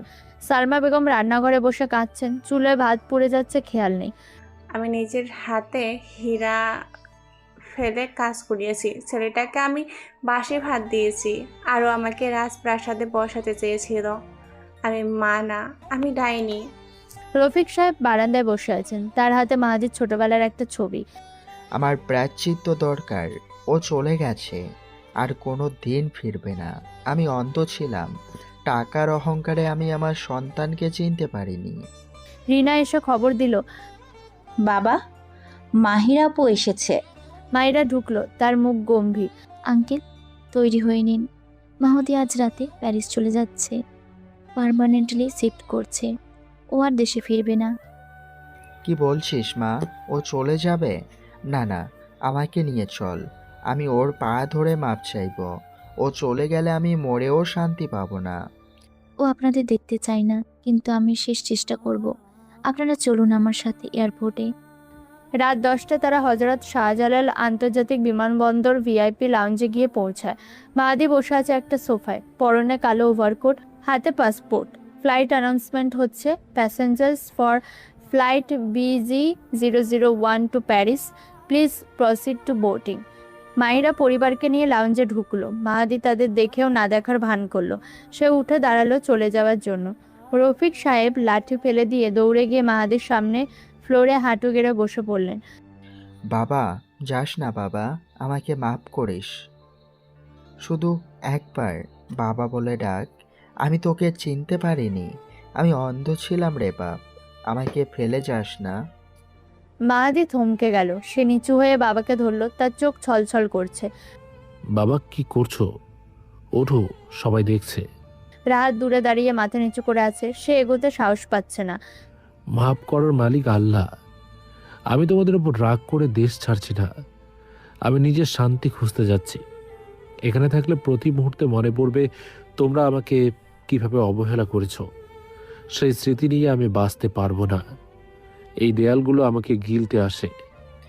আমরা বদলে যাব বাবা, সব ঠিক করে দেব। ভাঙা আয়না কি আর জোড়া লাগে বাবা? দাগ তো থেকেই যায়। ফাইনাল কল আসতে মাহাদি গেটের দিকে পা বাড়ালো। মাহিরা দৌড়ে গিয়ে তার সামনে দাঁড়ালো। তুমি পালিয়ে যাচ্ছ মাহুদি? কষ্ট থেকে পালাচ্ছ? পালানো ছাড়া উপায় কি মাহি? তুমিও তো আমাকে আটকালে না। আটকাবো না, আমি তোমার সাথে যাব।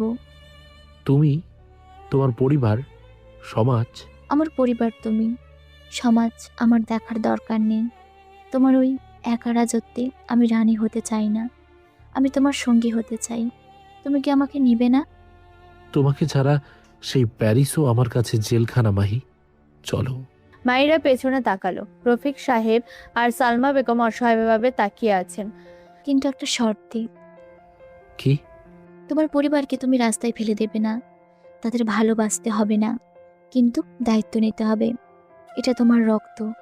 রাহাতকে তোমার কোম্পানিতে চাকরি দাও। রাহাতকে আবার? হ্যাঁ, কিন্তু পিয়ন হিসাবে। ও শিক্ষক কষ্ট কাকে বলে। রিনাকে পড়াশোনা করাও।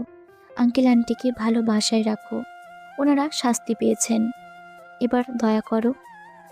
মঞ্জুর। রাহাত কাল থেকে এম গ্রুপের ক্যান্টিনের বয় হিসেবে কাজ করবে। নিজের টাকায় চাল কিনে খাবে।